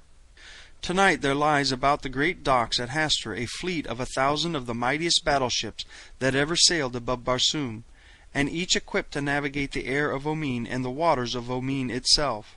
Upon each battleship there are 5 10-man cruisers, and 10 5-man scouts, and 100 one-man scouts, in all 116,000 craft fitted with both air and water propellers. At Thark lie the transport for the green warriors of Tars Tarkas, 900 large troop ships, and with them their convoys. 7 days ago all was in readiness, but we waited in the hope that by so doing your rescue might be encompassed in time for you to command the expedition. It is well we waited, my prince." "How is it, Tars Tarkas," I asked, "that the men of Thark take not the accustomed action against one who returns from the bosom of Ish?" "They sent a council of 50 chieftains to talk with me here," replied the Thark. "We are a just people, and when I had told them the entire story they were as one man in agreeing that their action toward me would be guided by the action of helium toward John Carter. In the meantime, at their request, I was to resume my throne as Jeddak of Thark, that I might negotiate with neighboring hordes of warriors to compose the land forces of the expedition. I have done that which I agreed. 250,000 fighting men, gathered from the ice cap at the north to the ice cap at the south, and representing 1,000 different communities from 100 wild and warlike hordes, fill the great city of Thark tonight. They are ready to sail for the land of the firstborn when I give the word, and fight there until I bid them stop. All they ask is the loot they take and transportation to their own territories when the fighting and the looting are over. I am done." "And thou, Horvastus," I asked, "what has been thy success?" "1 million veteran fighting men from helium's thin waterways man the battleships, the transports, and the convoys," he replied. "Each is sworn to loyalty and secrecy, nor were enough recruited from a single district to cause suspicion."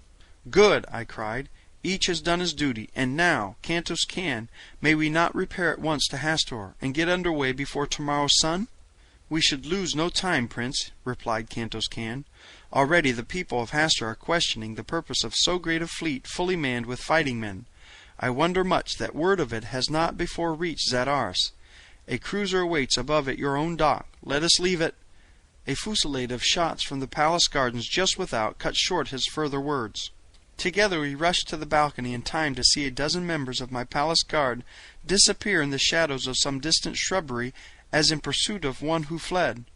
Directly beneath us upon the scarlet sward a handful of guardsmen were stooping above a still and prostrate form. While we watched, they lifted the figure in their arms, and at my command bore it to the audience chamber where we had been in council. When they stretched the body at our feet, we saw that it was that of a red man in the prime of life. His metal was plain, such as common soldiers wear, or those who wish to conceal their identity. "Another of Zadaras's spies," said Horvastus. "So it would seem," I replied, and then to the guard, "You may remove the body." "Wait," said Exodar. "If you will, Prince, ask that a cloth and a little thoat oil be brought." I nodded to one of the soldiers who left the chamber, returning presently with the things that Exodar had requested. The black kneeled beside the body, and dipping a corner of the cloth in the thoat oil, rubbed for a moment on the dead face before him. Then he turned to me with a smile, pointing to his work. I looked and saw that where Exodar had applied the thoat oil the face was white as mine, and then Exodar seized the black hair of the corpse and with a sudden wrench tore it all away, revealing a hairless pate beneath. Guardsmen and nobles pressed close about the silent witness upon the marble floor. Many were the exclamations of astonishment and questioning wonder as Exodar's axe confirmed the suspicions which he had held. "A Thern," whispered Tars Tarkas. "Worse than that, I fear," replied Exodar. "But let us see." With that he drew his dagger and cut open a locked pouch which had dangled from the Thern's harness, and from it he brought forth a circlet of gold set with a large gem. It was the mate to that which I had taken from Sator Throg. "He was a holy Thern," said Exodar. "Fortunate indeed it is for us that he did not escape." The officer of the guard entered the chamber at this juncture. "My prince," he said, "I have to report that this fellow's companion escaped us. I think that it was with the connivance of one or more of the men at the gate. I have ordered them all under arrest." Exodar handed him the thoat oil and cloth. "With this you may discover the spy among you," he said. I at once ordered a secret search within the city, for every Martian noble maintains a secret service of his own. A half-hour later the officer of the guard came again to report. This time it was to confirm our worst fears. Half the guards at the gate that night had been Therns disguised as red men. "Come," I cried, "we must lose no time. On to Hastar at once. Should the Therns attempt to check us at the southern verge of the ice cap, it may result in the wrecking of all our plans and the total destruction of the expedition." 10 minutes later we were speeding through the night toward Hastar, prepared to strike the first blow for the preservation of Dejathoris. End of chapter 19.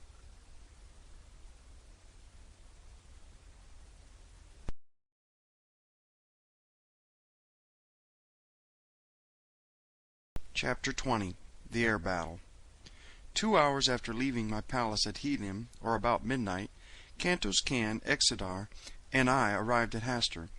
Carthoris, Tars Tarkas, and Horvastus had gone directly to Thark upon another cruiser. The transports were to get under way immediately and move slowly south. The fleet of battleships would overtake them on the morning of the second day. At Hastar we found all in readiness, and so perfectly had Cantos Can planned every detail of the campaign that within 10 minutes of our arrival the first of the fleet had soared aloft from its dock, and thereafter, at the rate of 1 a second, the great ships floated gracefully out into the night to form a long, thin line which stretched for miles toward the south. It was not until after we had entered the cabin of Cantos Can that I thought to ask the date, for up to now I was not positive how long I had lain in the pits of Zadaris. When Cantos Can told me, I realized with a pang of dismay that I had misreckoned the time while I lay in the utter darkness of my cell. 365 days had passed. It was too late to save Dejathoris. The expedition was no longer one of rescue but of revenge. I did not remind Cantos Can of the terrible fact that ere we could hope to enter the temple of Ishus, the princess of Helium would be no more. In so far as I knew, she might be already dead, for I did not know the exact date on which she first viewed Ishus. What now the value of burdening my friends with my added personal sorrows? They had shared quite enough of them with me in the past. Hereafter I would keep my grief to myself, and so I said nothing to any other of the fact that we were too late. The expedition could yet do much if it could but teach the people of Barsoom the facts of the cruel deception that had been worked upon them for countless ages, and thus save thousands each year from the horrid fate that awaited them at the conclusion of the voluntary pilgrimage. If it could open to the red man the fair Valley Dor, it would have accomplished much, and in the land of lost souls between the mountains of Orts and the ice barrier were many broad acres that needed no irrigation to bear rich harvests. Here at the bottom of a dying world was the only naturally productive area upon its surface. Here alone were dews and rains. Here alone was an open sea. Here was water in plenty, and all this was but the stomping ground of fierce brutes, and from its beauteous and fertile expanse the wicked remnants of two once mighty races barred all the other millions of Barsoom. Could I but succeed in once breaking down the barrier of religious superstition which had kept the red races from this El Dorado, it would be a fitting memorial to the immortal virtues of my princess. I should have again served Barsoom, and Dejah Thoris's martyrdom would not have been in vain. On the morning of the second day we raised the great fleet of transports and their consorts at the first flood of dawn, and soon were near enough to exchange signals. I may mention here that radio aerograms are seldom if ever used in wartime, or for the transmission of secret dispatches at any time, for as often as one nation discovers a new cipher or invents a new instrument for wireless purposes, its neighbors bend every effort until they are able to intercept and translate the message. For so long a time has this gone on that practically every possibility of wireless communication has been exhausted, and no nation dares transmit dispatches of importance in this way. Tars Tarkas reported all well with the transports. The battleships passed through to take an advanced position, and the combined fleets moved slowly over the ice cap, hugging the surface closely to prevent detection by the Therns, whose land we were approaching.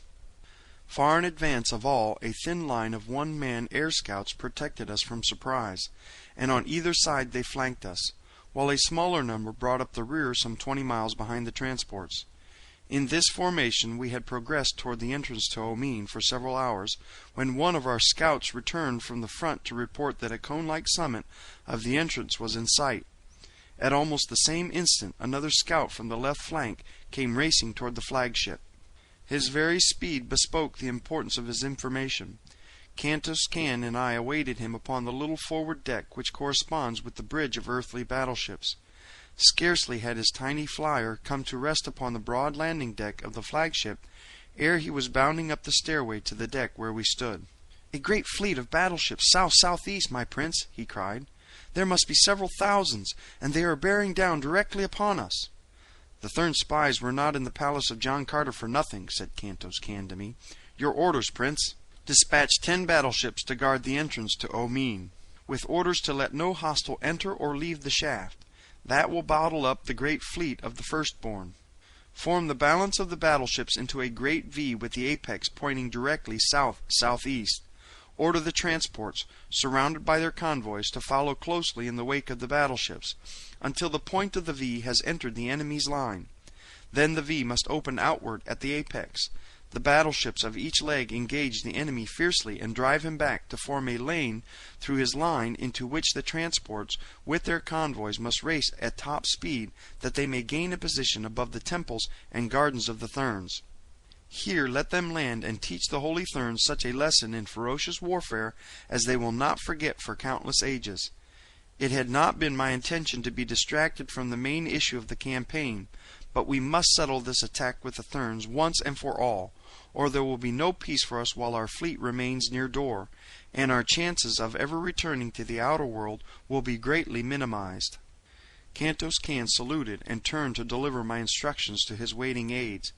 In an incredibly short space of time the formation of the battleships changed in accordance with my commands. The 10 that were to guard the way to Omin were speeding toward their destination, and the troop ships and convoys were closing up in preparation for the spurt through the lane. The order full speed ahead was given. The fleet sprang through the air like coursing greyhounds, and in another moment the ships of the enemy were in full view. They formed a ragged line as far as the eye could reach in either direction, and about 3 ships deep. So sudden was our onslaught that they had no time to prepare for it. It was as unexpected as lightning from a clear sky. Every phase of my plan worked splendidly. Our huge ships mowed their way entirely through the line of Thern battlecraft. Then the V opened up, and a broad lane appeared through which the transports leaped toward the temples of the Therns, which could now be plainly seen glistening in the sunlight. By the time the Therns had rallied from the attack, 100,000 green warriors were already pouring through their courts and gardens, while 150,000 others leaned from low-swinging transports to direct their almost uncanny marksmanship upon the Thern soldiery that manned the ramparts, or attempted to defend the temples. Now the two great fleets closed in a titanic struggle far above the fiendish din of battle in the gorgeous gardens of the Therns. Slowly the two lines of Helium's battleships joined their ends, and then commenced the circling within the line of the enemy, which is so marked a characteristic of Barsoomian naval warfare. Around and around in each other's tracks moved the ships under Canto's can, until at length they formed nearly a perfect circle. By this time they were moving at high speed, so that they presented a difficult target for the enemy. Broadside after broadside they delivered as each vessel came in line with the ships of the Therns. The latter attempted to rush in and break up the formation, but it was like stopping a buzzsaw with the bare hand. From my position on the deck beside Canto's can, I saw ship after ship of the enemy take the awful sickening dive which proclaims its total destruction. Slowly we maneuvered our circle of death until we hung above the gardens where our green warriors were engaged. The order was passed down for them to embark. Then they rose slowly to a position within the center of the circle. In the meantime the Therns' fire had practically ceased. They had had enough of us, and were only too glad to let us go on our way in peace. But our escape was not to be encompassed with such ease, for scarcely had we gotten under way once more in the direction of the entrance to Omin than we saw far to the north a great black line topping the horizon. It could be nothing other than a fleet of war. Whose or whither bound we could not even conjecture. When they had come close enough to make us out at all, Canto's can's operator received a radio aerogram, which he immediately handed to my companion. He read the thing and handed it to me. Canto's can, it read, surrender in the name of the Jeddak of Helium, for you cannot escape, and it was signed Zadaris. The Therns must have caught and translated the message almost as soon as did we, for they immediately renewed hostilities when they realized that we were soon to be set upon by other enemies. Before Zadaris had approached near enough to fire a shot, we were again hotly engaged with the Thern fleet, and as soon as he drew near he too commenced to pour a terrific fusillade of heavy shot into us. Ship after ship reeled and staggered into uselessness beneath the pitiless fire that we were undergoing. The thing could not last much longer. I ordered the transports to descend again into the gardens of the Therns. Wreak your vengeance to the utmost, was my message to the green allies, for by night there will be none left to avenge your wrongs. Presently I saw the 10 battleships that had been ordered to hold the shaft of Omin. They were returning at full speed, firing their stern batteries almost continuously. There could be but one explanation. They were being pursued by another hostile fleet. Well, the situation could be no worse. The expedition already was doomed. No man that had embarked upon it would return across that dreary ice cap. How I wished that I might face Zadaris with my longsword for just an instant before I died. It was he who had caused our failure. As I watched the oncoming 10, I saw their pursuers race swiftly into sight. It was another great fleet. For a moment I could not believe my eyes, but finally I was forced to admit that the most fatal calamity had overtaken the expedition, for the fleet I saw was none other than the fleet of the Firstborn, that should have been safely bottled up in Omin. What a series of misfortunes and disasters! What awful fate hovered over me, that I should have been so terribly thwarted at every angle of my search for my lost love! Could it be possible that the curse of Ishus was upon me, that there was, indeed, some malign divinity in that hideous carcass? I would not believe it, and throwing back my shoulders I ran to the deck below to join my men in repelling boarders from one of the Thern craft that had grappled us broadside. In the wild lust of hand-to-hand combat my old dauntless hopefulness returned, and as Thern after Thern went down beneath my blade I could almost feel that we should win success in the end, even from apparent failure. My presence among the men so greatly inspirited them that they fell upon the luckless wights with such terrible ferocity that within a few moments we had turned the tables upon them, and a second later, as we swarmed their own decks, I had the satisfaction of seeing their commander take the long leap from the bows of his vessel in token of surrender and defeat. Then I joined Cantos Can. He had been watching what had taken place on the deck below, and it seemed to have given him a new thought. Immediately he passed an order to one of his officers, and presently the colors of the Prince of Helium broke from every point of the flagship. A great cheer arose from the men of our own ship, a cheer that was taken up by every other vessel of our expedition, as they in turn broke my colors from their upper works. Then Cantos Can sprang his coup. A signal legible to every sailor of all the fleets engaged in that fierce struggle was strung aloft upon the flagship. "Men of Helium, for the Prince of Helium against all his enemies," it read. Presently my colors broke from one of Zadaras's ships, then from another, and another. On some we could see fierce battles waging between the Zodangan soldiery and the Heliumetic crews, but eventually the colors of the Prince of Helium floated above every ship that had followed Zadaras upon our trail. Only his flagship flew them not. Zadaras had brought 5,000 ships. The sky was black with the 3 enormous fleets. It was Helium against the field now, and the fight had settled to countless individual duels. There could be little or no maneuvering of fleets in that crowded, fire-split sky. Zadaras's flagship was close to my own. I could see the thin features of the man from where I stood. His Zodangan crew was pouring broadside after broadside into us, and we were returning their fire with equal ferocity. Closer and closer came the two vessels until but a few yards intervened. Grapplers and boarders lined the contiguous rails of each. We were preparing for the death struggle with our hated enemy. There was but a yard between the two mighty ships as the first grappling irons were hurled. I rushed to the deck to be with my men as they boarded. Just as the vessels came together with a slight shock, I forced my way through the lines and was the first to spring to the deck of Zadaras's ship. After me poured a yelling, cheering, cursing throng of Helium's best fighting men. Nothing could withstand them in the fever of battle lust which enthralled them. Down went the Zodangans before that surging tide of war, and as my men cleared the lower decks, I sprang to the forward deck where stood Zadaras. "You are my prisoner, Zadaras," I cried. "Yield, and you shall have quarter." For a moment I could not tell whether he contemplated acceding to my demand or facing me with drawn sword. For an instant he stood hesitating, and then throwing down his arms, he turned and rushed to the opposite side of the deck. Before I could overtake him he had sprung to the rail and hurled himself head foremost into the awful depths below. And thus came Zadaras, Jed of Zodanga, to his end. On and on went that strange battle. The Therns and blacks had not combined against us. Wherever Thern ship met ship of the firstborn was a battle royale, and in this I thought I saw our salvation. Wherever messages could be passed between us that could not be intercepted by our enemies, I passed the word that all our vessels were to withdraw from the fight as rapidly as possible, taking a position to the west and south of the combatants.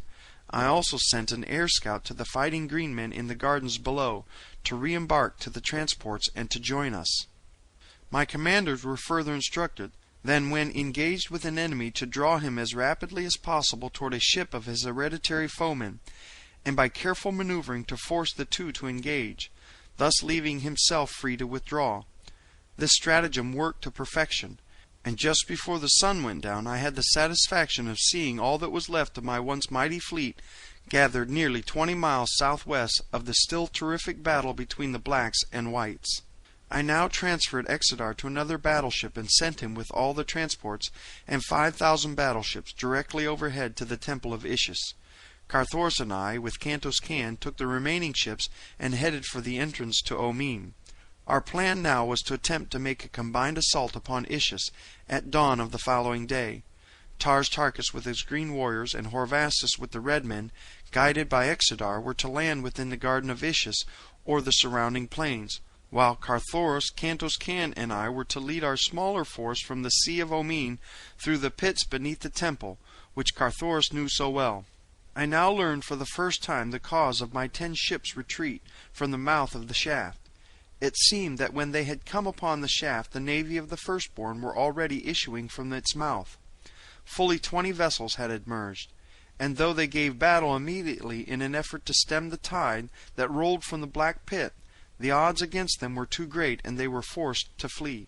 With great caution we approached the shaft, under cover of darkness. At a distance of several miles I caused the fleet to be halted, and from there Carthoris went ahead alone upon a one-man flier to reconnoitre. In perhaps half an hour he returned to report that there was no sign of a patrol boat, or of the enemy in any form, and so we moved swiftly and noiselessly forward once more toward Omin.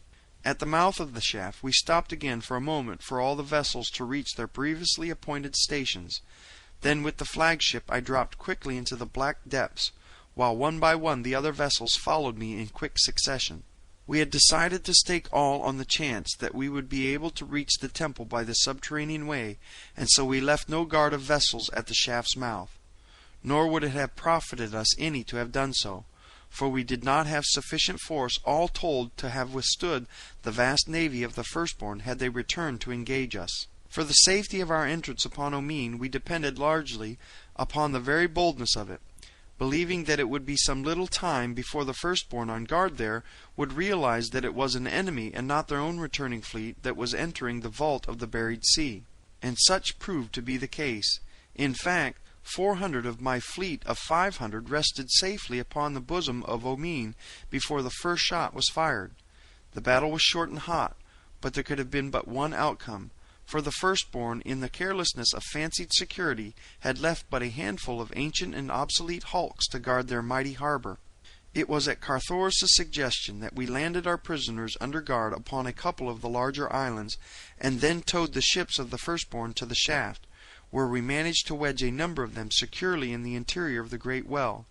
Then we turned on the buoyancy rays in the balance of them, and let them rise by themselves to further block the passage to Omin as they came into contact with the vessels already lodged there. We now felt that it would be some time at least before the returning Firstborn could reach the surface of Omin, and that we would have ample opportunity to make for the subterranean passages which lead to Ishis. One of the first steps I took was to hasten personally with a good-sized force to the island of the submarine, which I took without resistance on the part of the small guard there. I found the submarine in its pool, and at once placed a strong guard upon it and the island, where I remained to wait the coming of Carthoris and the others. Among the prisoners was Ursted, commander of the submarine. He recognized me from the 3 trips that I had taken with him during my captivity among the Firstborn. "How does it seem," I asked him, "to have the tables turned, to be prisoner of your erstwhile captive?" He smiled a very grim smile pregnant with hidden meaning. "It will not be for long, John Carter," he replied. "We have been expecting you, and we are prepared." "So it would appear," I answered, "for you were all ready to become my prisoners with scarce a blow struck on either side." "The fleet must have missed you," he said, "but it will return to Omin, and then that will be a very different matter for John Carter." "I do not know that the fleet has missed me as yet," I said, but of course he did not grasp my meaning, and only looked puzzled. "Many prisoners travel to Ishis in your grim craft, Ursted?" I asked. "Very many," he assented. "Might you remember one whom men called Dejathoris? Well indeed for her great beauty, and then too for the fact that she was wife to the first mortal that ever escaped from Ishis through all the countless ages of her godhood, and the way that Ishis remembers her best as the wife of one and the mother of another who raised their hands against the goddess of life eternal." I shuddered for fear of the cowardly revenge that I knew Ishis might have taken upon the innocent Dejathoris for the sacrilege of her son and her husband. "And where is Dejathoris now?" I asked, knowing that he would say the words I most dreaded. But yet I loved her so that I could not refrain from hearing even the worst about her fate, so that it fell from the lips of one who had seen her but recently. It was to me as though it brought her closer to me. "Yesterday the monthly rites of Ishis were held," replied Ursted, "and I saw her then sitting in her accustomed place at the foot of Ishis." "What?" I cried. "She is not dead, then?" "Why, no," replied the black. "It has been no year since she gazed upon the divine glory of the radiant face of—" "No year?" I interrupted. "Why, no," insisted Ursted. "It could not have been upward of 370 or 80 days." A great light burst upon me. How stupid I had been! I could scarcely retain an outward exhibition of my great joy. Why had I forgotten the great difference in the length of Martian and earthly years?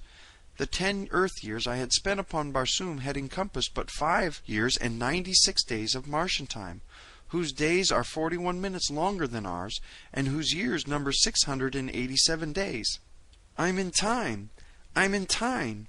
The words surged through my brain again and again, until at last I must have voiced them audibly, for Yersted shook his head.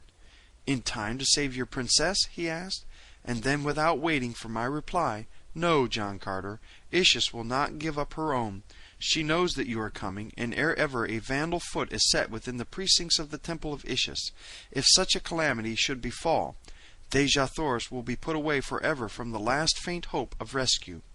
"You mean that she will be killed merely to thwart me?" I asked. "Not that, other than as a last resort," he replied. "Hast ever heard of the Temple of the Sun? It is there that they will put her. It lies far within the inner court of the Temple of Ishus, a little temple that rises a thin spire far above the spires and minarets of the great temple that surrounds it. Beneath it, in the ground, there lies the main body of the temple, consisting in 687 circular chambers, one below another. To each chamber a single corridor leads through solid rock from the pits of Ishus.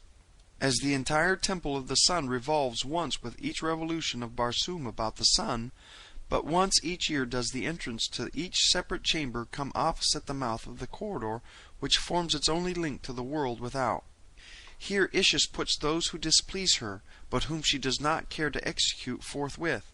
Or to punish a noble of the firstborn, she may cause him to be placed within a chamber of the Temple of the Sun for a year. Ofttimes she imprisons an executioner with the condemned, that death may come in a certain horrible form upon a given day. Or again, but enough food is deposited in the chamber to sustain life but the number of days that Ishus has allotted for mental anguish. Thus will Dejah Thoris die, and her fate will be sealed by the first alien foot that crosses the threshold of Ishus. So I was to be thwarted in the end. Although I had performed the miraculous and come within a few short moments of my divine princess, yet was I as far from her as when I stood upon the banks of the Hudson, 48 million miles away. End of chapter 20.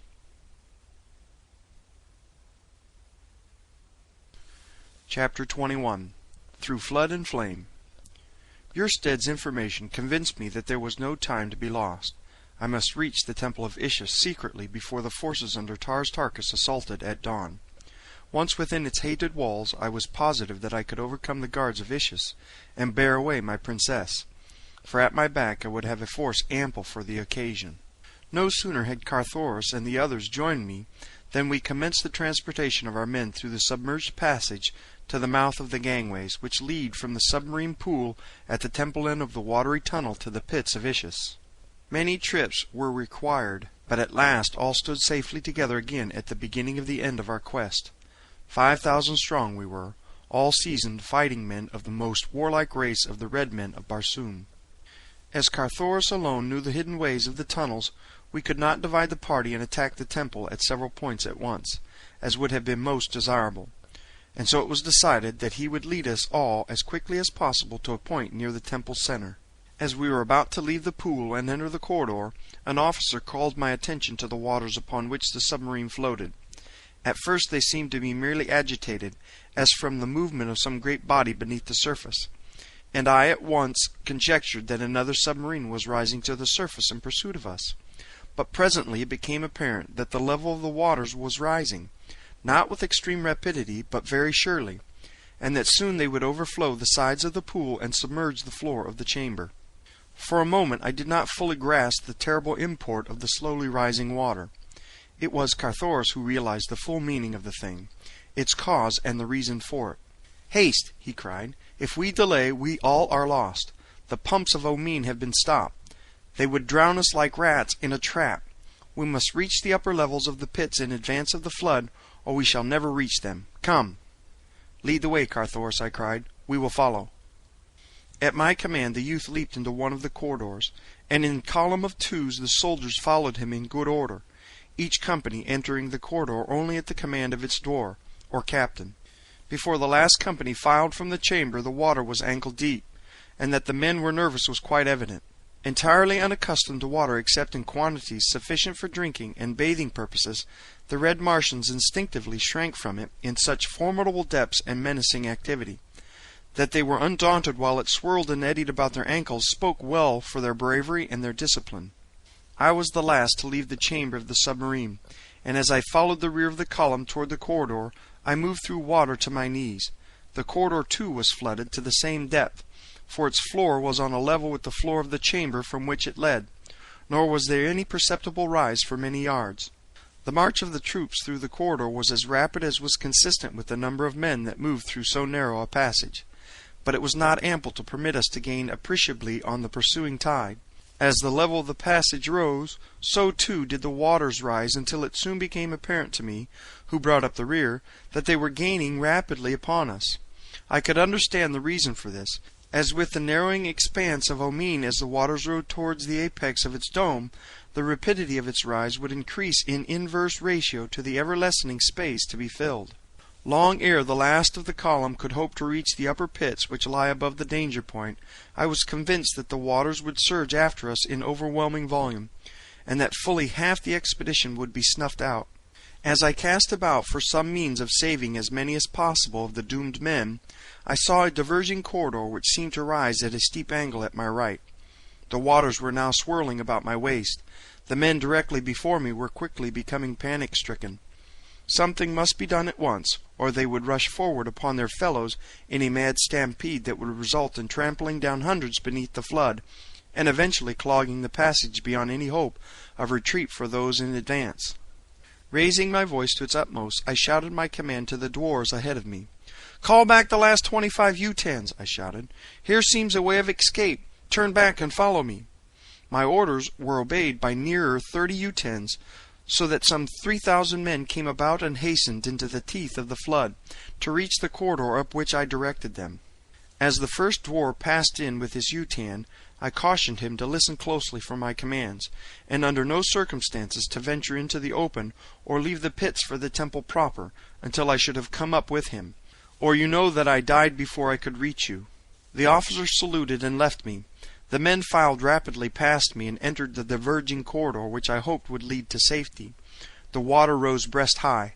Men stumbled, floundered, and went down. Many I grasped and set upon their feet again, but alone the work was greater than I could cope with. Soldiers were being swept beneath the boiling torrent, never to rise. At length the dwarf of the 10th U-10 took a stand beside me.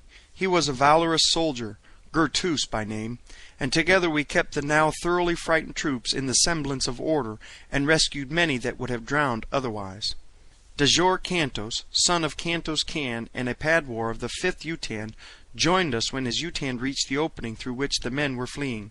Thereafter not a man was lost of all the hundreds that remained to pass from the main corridor to the branch. As the last U-10 was filing past us, the waters had risen until they surged about our necks, but we clasped hands and stood our ground until the last men had passed to the comparative safety of the new passageway. Here we found an immediate and steep ascent, so that within 100 yards we had reached a point above the waters. For a few minutes we continued rapidly up the steep grade, which I hoped would soon bring us quickly to the upper pits that led into the temple of Ishus, but I was to meet with a cruel disappointment. Suddenly I heard a cry of "Fire!" far ahead, followed almost at once by cries of terror and the loud commands of dwarves and padwars, who were evidently attempting to direct their men away from some grave danger. At last the report came back to us. "They have fired the pits ahead. We are hemmed in by flames in front and flood behind. Help, John Carter, we are suffocating." And then there swept back upon us at the rear a wave of dense smoke that sent us stumbling and blinded into a choking retreat. There was naught to do other than seek a new avenue of escape. The fire and smoke were to be feared 1,000 times over the water, and so I seized upon the first gallery which led out of and up from the suffocating smoke that was engulfing us. Again I stood to one side while the soldiers hastened through on the new way. Some 2,000 must have passed at a rapid run when the stream ceased, but I was not sure that all had been rescued who had not passed the point of origin of the flames, and so to assure myself that no poor devil was left behind to die a horrible death, unsuccored, I ran quickly up the gallery in the direction of the flames, which I could now see burning with a dull glow far ahead. It was hot and stifling work. But at last I reached a point where the fire lit up the corridor sufficiently for me to see that no soldier of helium lay between me and the conflagration. What was in it or upon the far side I could not know, nor could any man have passed through that seething hell of chemicals and lived to learn. Having satisfied my sense of duty, I turned and ran rapidly back to the corridor through which my men had passed. To my horror, however, I found that my retreat in this direction had been blocked. Across the mouth of the corridor stood a massive steel grating that had evidently been lowered from its resting place above for the purpose of effectually cutting off my escape. That our principal movements were known to the firstborn I could not have doubted, in view of the attack of the fleet upon us the day before. Nor could the stopping of the pumps of Omine at the psychological moment have been due to chance, nor the starting of a chemical combustion within the one corridor through which we were advancing upon the temple of Isis been due to aught than well-calculated design. And now the dropping of the steel gate to pen me effectually between fire and flood seemed to indicate that invisible eyes were upon us at every moment. What chance had I, then, to rescue Dejathoris were I to be compelled to fight foes who never showed themselves?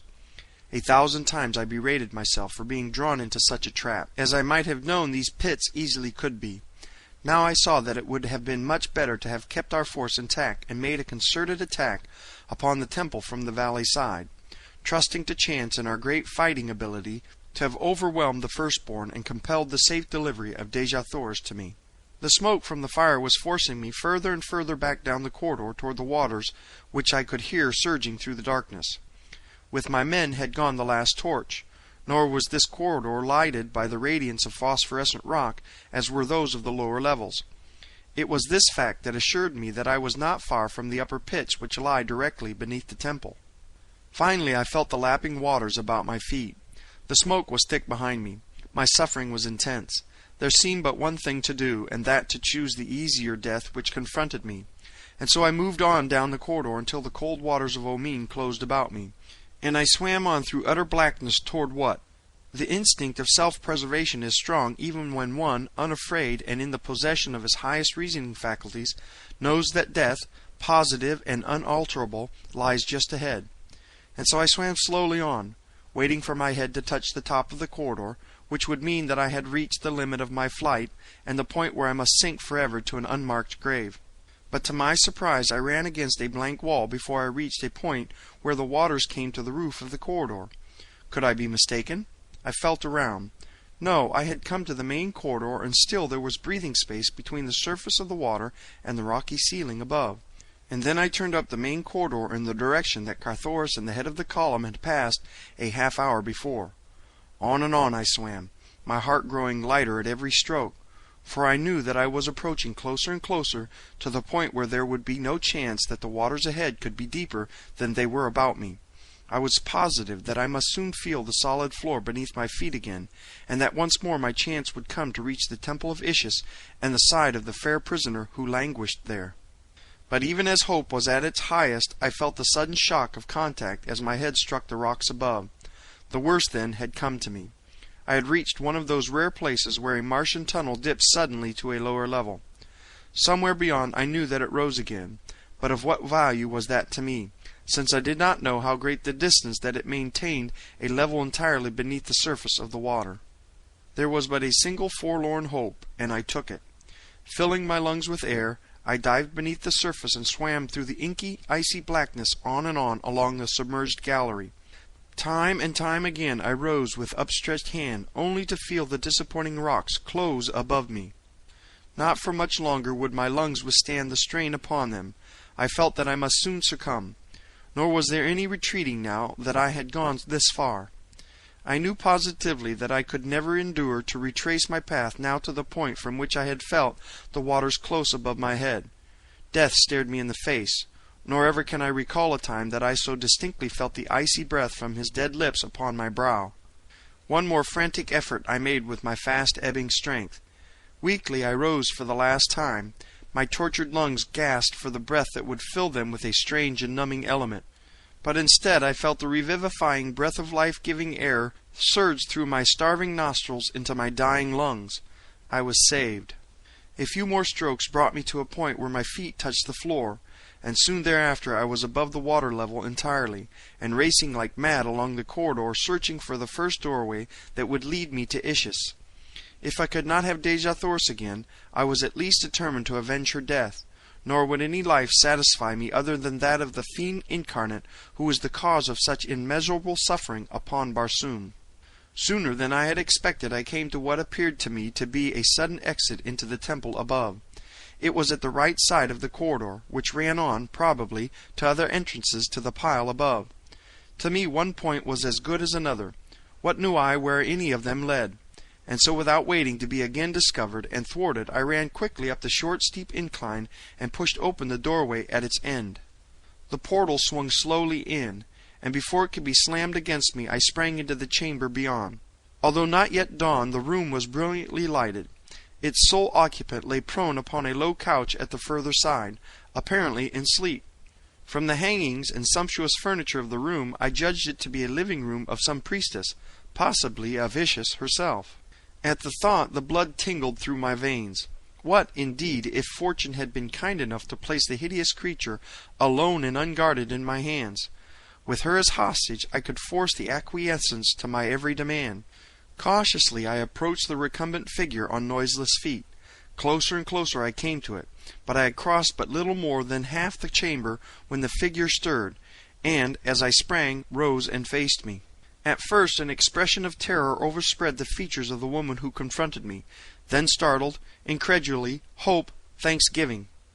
My heart pounded within my breast as I advanced toward her.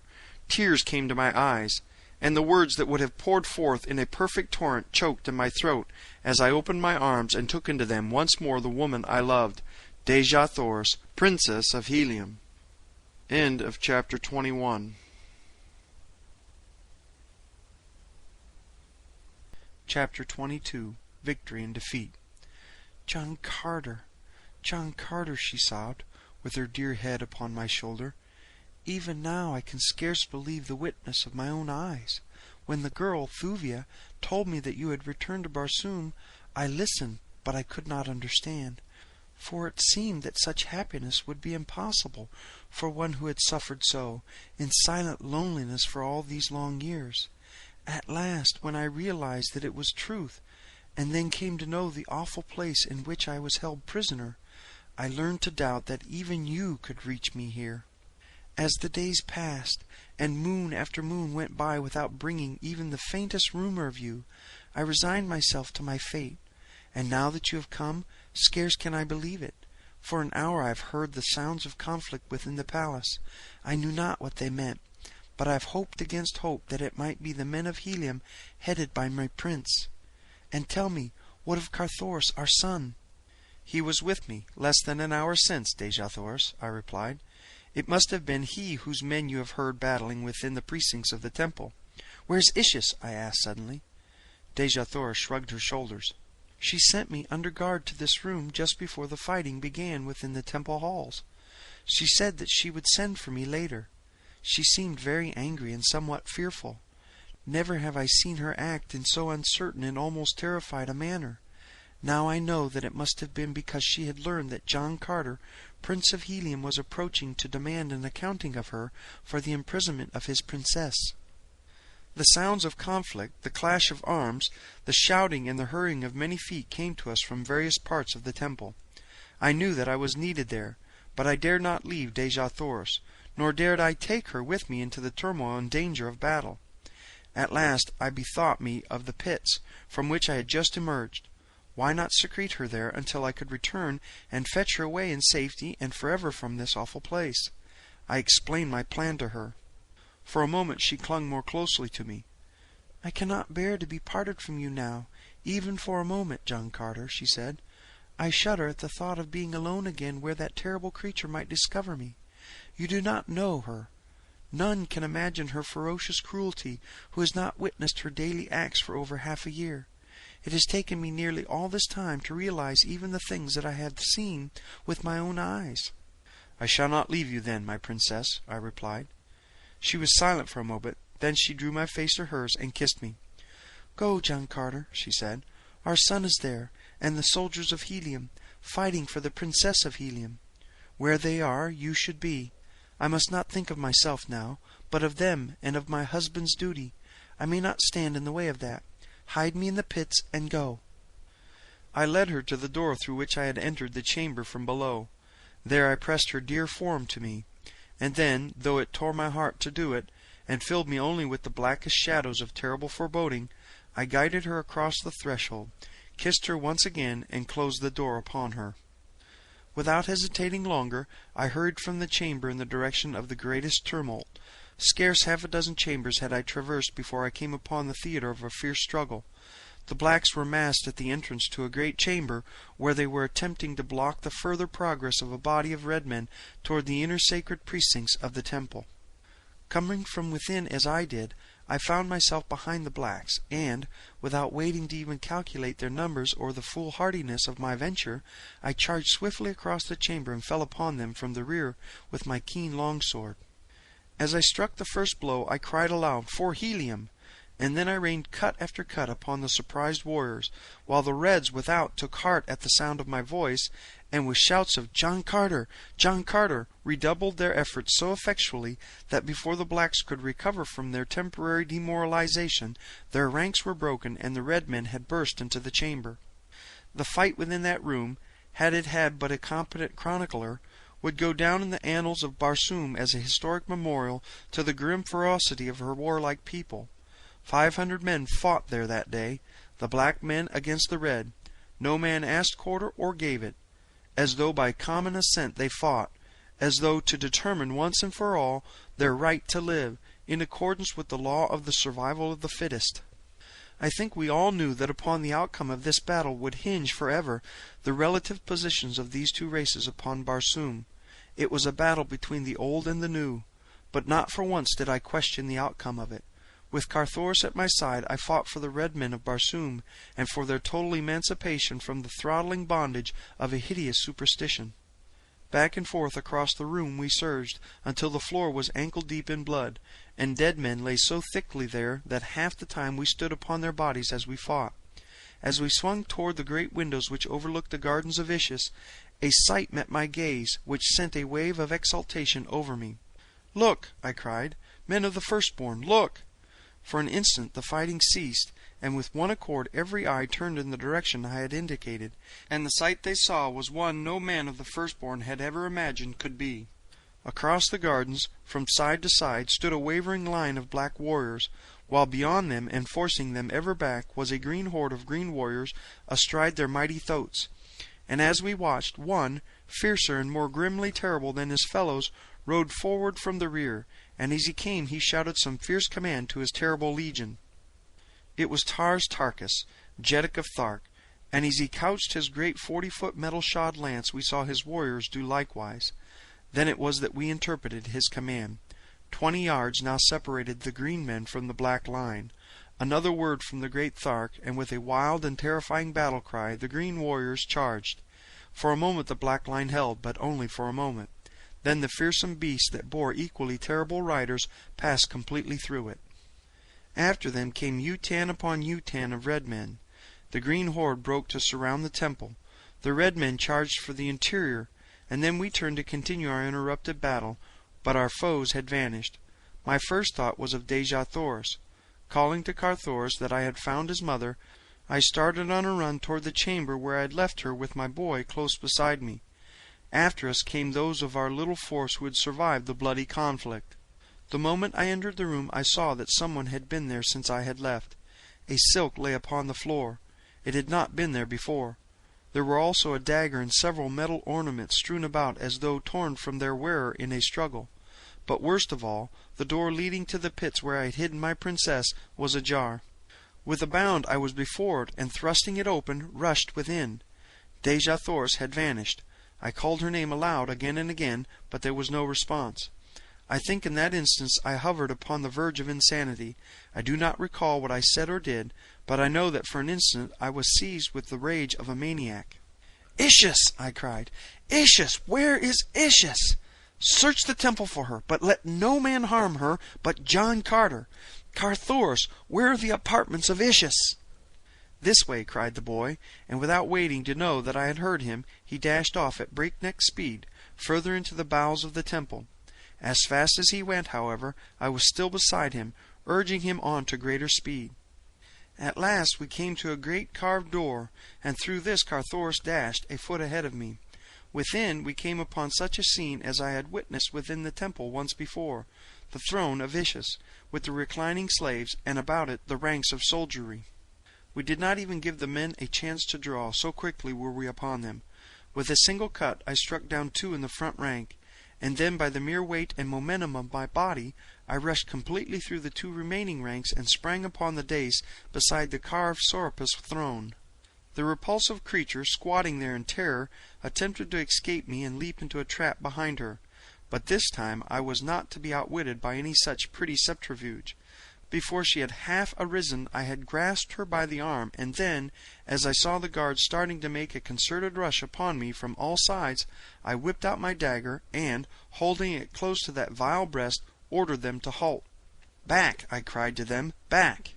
The first black foot that is planted upon this platform sends my dagger into Ishus's heart." For an instant they hesitated.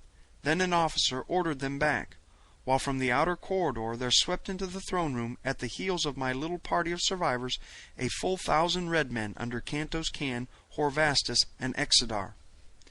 "Where's Dejathoris?" I cried to the thing within my hands. For a moment her eyes roved wildly about the scene beneath her. I think that it took a moment for the true condition to make any impression upon her. She could not at first realize that the temple had fallen before the assault of men of the outer world. When she did, there must have come to a terrible realization of what it meant to her, the loss of power, humiliation, the exposure of the fraud and imposture which she had for so long played upon her own people. There was just one thing needed to complete the reality of the picture she was seeing, and that was added by the highest noble of her realm, the high priest of her religion, the prime minister of her government. "Ishus, goddess of death and of life eternal," he cried, "arise in the might of thy righteous wrath, and with one single wave of thy omnipotent hand strike dead thy blasphemers. Let not one escape. Ishus, thy people depend upon thee. Daughter of the lesser moon, thou only art all-powerful. Thou only canst save thy people. I am done. We await thy will. Strike!" And then it was that she went mad. A screaming, gibbering maniac writhed in my grasp. It bit and clawed and scratched in impotent fury, and then it laughed a weird, terrible laughter that froze the blood. The slave girls upon the dais shrieked and cowered away, and the thing jumped at them and gnashed its teeth, and then spat upon them from frothing lips. God, but it was a horrid sight. Finally I shook the thing, hoping to recall it for a moment to reality. "Where is Dejathoris?" I cried again. The awful creature in my grasp mumbled inarticulately for a moment, then a sudden gleam of cunning shot into those hideous, close-set eyes. "Dejathoris? Dejathoris?" Then that shrill, unearthly laugh pierced our ears once more. "Yes, Dejathoris I know, and Thuvia, and Feodor, daughter of Matai Shang. They each love John Carter. Ha! But it is drool. Together for a year they will meditate within the temple of the sun, but ere the year is quite gone there will be no more food for them. Ho ho, what divine entertainment!" And she licked the froth from her cruel lips. "There will be no more food except each other. Ha! Ha!" The horror of the suggestion nearly paralyzed me. To this awful fate the creature within my power had condemned my princess. I trembled in the ferocity of my rage. As a terrier shakes a rat, I shook Ishus, goddess of life eternal. "Countermand your orders!" I cried. "Recall the condemned! Haste, or you die!" "It is too late! Ha ha!" And then she commenced her gibbering and shrieking again. Almost of its own volition, my dagger flew up above that putrid heart. But something stayed my hand, and I am now glad that it did. It were a terrible thing to have struck down a woman with one's own hand. But a fitter fate occurred to me for this false deity. "Firstborn," I cried, turning to those who stood within the chamber, "you have seen today the impotency of Ishus. The gods are impotent. Ishus is no god. She is a cruel and wicked old woman who has deceived and played upon you for ages. Take her. John Carter, Prince of Helium, would not contaminate his hands with her blood." And with that I pushed the raving beast whom a short half-hour before a whole world had worshipped as divine, from the platform of her throne into the waiting clutches of her betrayed and vengeful people. Spying Exodar among the officers of the red men, I called him to lead me quickly to the temple of the sun, and, without waiting to learn what fate the firstborn would wreak upon their goddess, I rushed from the chamber with Exodar, Carthoris, Horvastus, Cantos Can, and a score of other red nobles. The black led us rapidly through the inner chambers of the temple, until we stood within the central court, a great circular space paved with a transparent marble of exquisite whiteness. Before us rose a golden temple wrought in the most wondrous and fanciful designs, inlaid with diamond, ruby, sapphire, turquoise, emerald, and the thousand nameless gems of Mars, which far transcend in loveliness and purity of ray the most priceless stones of earth. "This way," cried Exodar, leading us toward the entrance to a tunnel which opened in the courtyard beside the temple. Just as we were on the point of descending, we heard a deep-toned roar burst from the temple of Ishus, which we had but just quitted, and then a red man, Dajor Cantos, Padwar of the 5th Utan, broke from a nearby gate, crying to us to return. "The blacks have fired the temple," he cried. "In 1,000 places it is burning now. Haste to the outer gardens, or you are lost." As he spoke, we saw smoke pouring from a dozen windows looking out upon the courtyard of the Temple of the Sun, and far above the highest minaret of Ishus hung an ever-growing pall of smoke. Go back, I cried to those who had accompanied me. "The way, Exodar, point the way, and lead me. I shall reach my princess yet." "Follow me, John Carter," replied Exodar, and without waiting for my reply, he dashed down into the tunnel at our feet. At his heels I ran down through a half-dozen tiers of galleries, until at last he led me along a level floor, at the end of which I discerned a lighted chamber. Massive bars blocked our further progress, but beyond I saw her, my incomparable princess, and with her were Thuvia and Feodor. When she saw me, she rushed toward the bars that separated us. Already the chamber had turned upon its slow way, so far that but a portion of the opening in the temple wall was opposite the barred end of the corridor. Slowly the interval was closing. In a short time there would be but a tiny crack, and then even that would be closed, and for a long Barsoomian year the chamber would slowly revolve until once more, for a brief day, the aperture in its wall would pass the corridor's end. But in the meantime what horrible things would go on within that chamber? "Exodar," I cried, "can no power stop this awful revolving thing? Is there none who holds the secret of these terrible bars?" "None, I fear, whom we could fetch in time, though I shall go and make the attempt. Wait for me here." After he had left, I stood and talked with Dejathoris, and she stretched her dear hand through those cruel bars, that I might hold it until the last moment. Thuvia and Feodor came close also, but when Thuvia saw that we would be alone, she withdrew to the further side of the chamber. Not so the daughter of Matai Shang. "John Carter," she said, "this be the last time that you shall see any of us. Tell me that you love me, that I may die happy." "I love only the Princess of Helium," I replied quietly. "I am sorry, Feodor, but it is as I have told you from the beginning." She bit her lip and turned away, but not before I saw the black and ugly scowl she turned upon Dejathoris. Thereafter she stood a little way apart, but not so far as I should have desired, for I had many little confidences to impart to my long-lost love. For a few minutes we stood thus talking in low tones. Ever smaller and smaller grew the opening. In a short time now it would be too small even to permit the slender form of my princess to pass. Oh, why did not Exodar haste? Above we could hear the faint echoes of a great tumult. It was the multitude of black and red and green men fighting their way through the fire from the burning temple of Ishus. A draught from above brought the fumes of smoke to our nostrils. As we stood waiting for Exodar, the smoke became thicker and thicker. Presently we heard shouting at the far end of the corridor and hurrying feet. "Come back, John Carter, come back!" cried a voice. "Even the pits are burning." In a moment a dozen men broke through the now blinding smoke to my side. There was Carthoris, and Cantos Can, and Horvastus, and Exodar, with a few more who had followed me to the temple court. "There is no hope, John Carter," cried Exodar. "The keeper of the keys is dead, and his keys are not upon his carcass. Our only hope is to quench this conflagration and trust to fate that a year will find your princess alive and well. I have brought sufficient food to last them. When this crack closes no smoke can reach them, and if we hasten to extinguish the flames, I believe they will be safe." "Go then yourself and take these others with you," I replied. "I shall remain here beside my princess until a merciful death releases me from my anguish. I care not to live." As I spoke, Exedar had been tossing a great number of tiny cans within the prison cell. The remaining crack was not over an inch in width a moment later. Dejah Thoris stood as close to it as she could, whispering words of hope and courage to me, and urging me to save myself. Suddenly, beyond her, I saw the beautiful face of Feodor contorted into an expression of maligned hatred. As my eyes met hers, she spoke.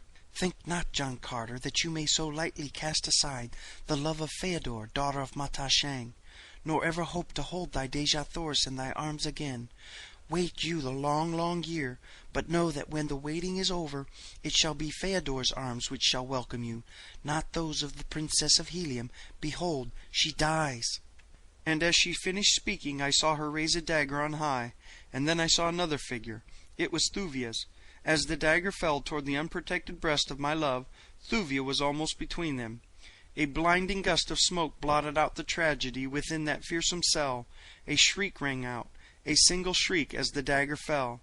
The smoke cleared away, but we stood gazing upon a blank wall. The last crevice had closed, and for a long year that hideous chamber would retain its secret from the eyes of men. They urged me to leave. "In a moment it will be too late," cried Exedar. "There is, in fact, but a bare chance that we can come through to the outer gate alive even now. I have ordered the pump started, and in 5 minutes the pits will be flooded. If we would not drown like rats in a trap, we must hasten above and make a dash for safety through the burning temple." "Go," I urged them.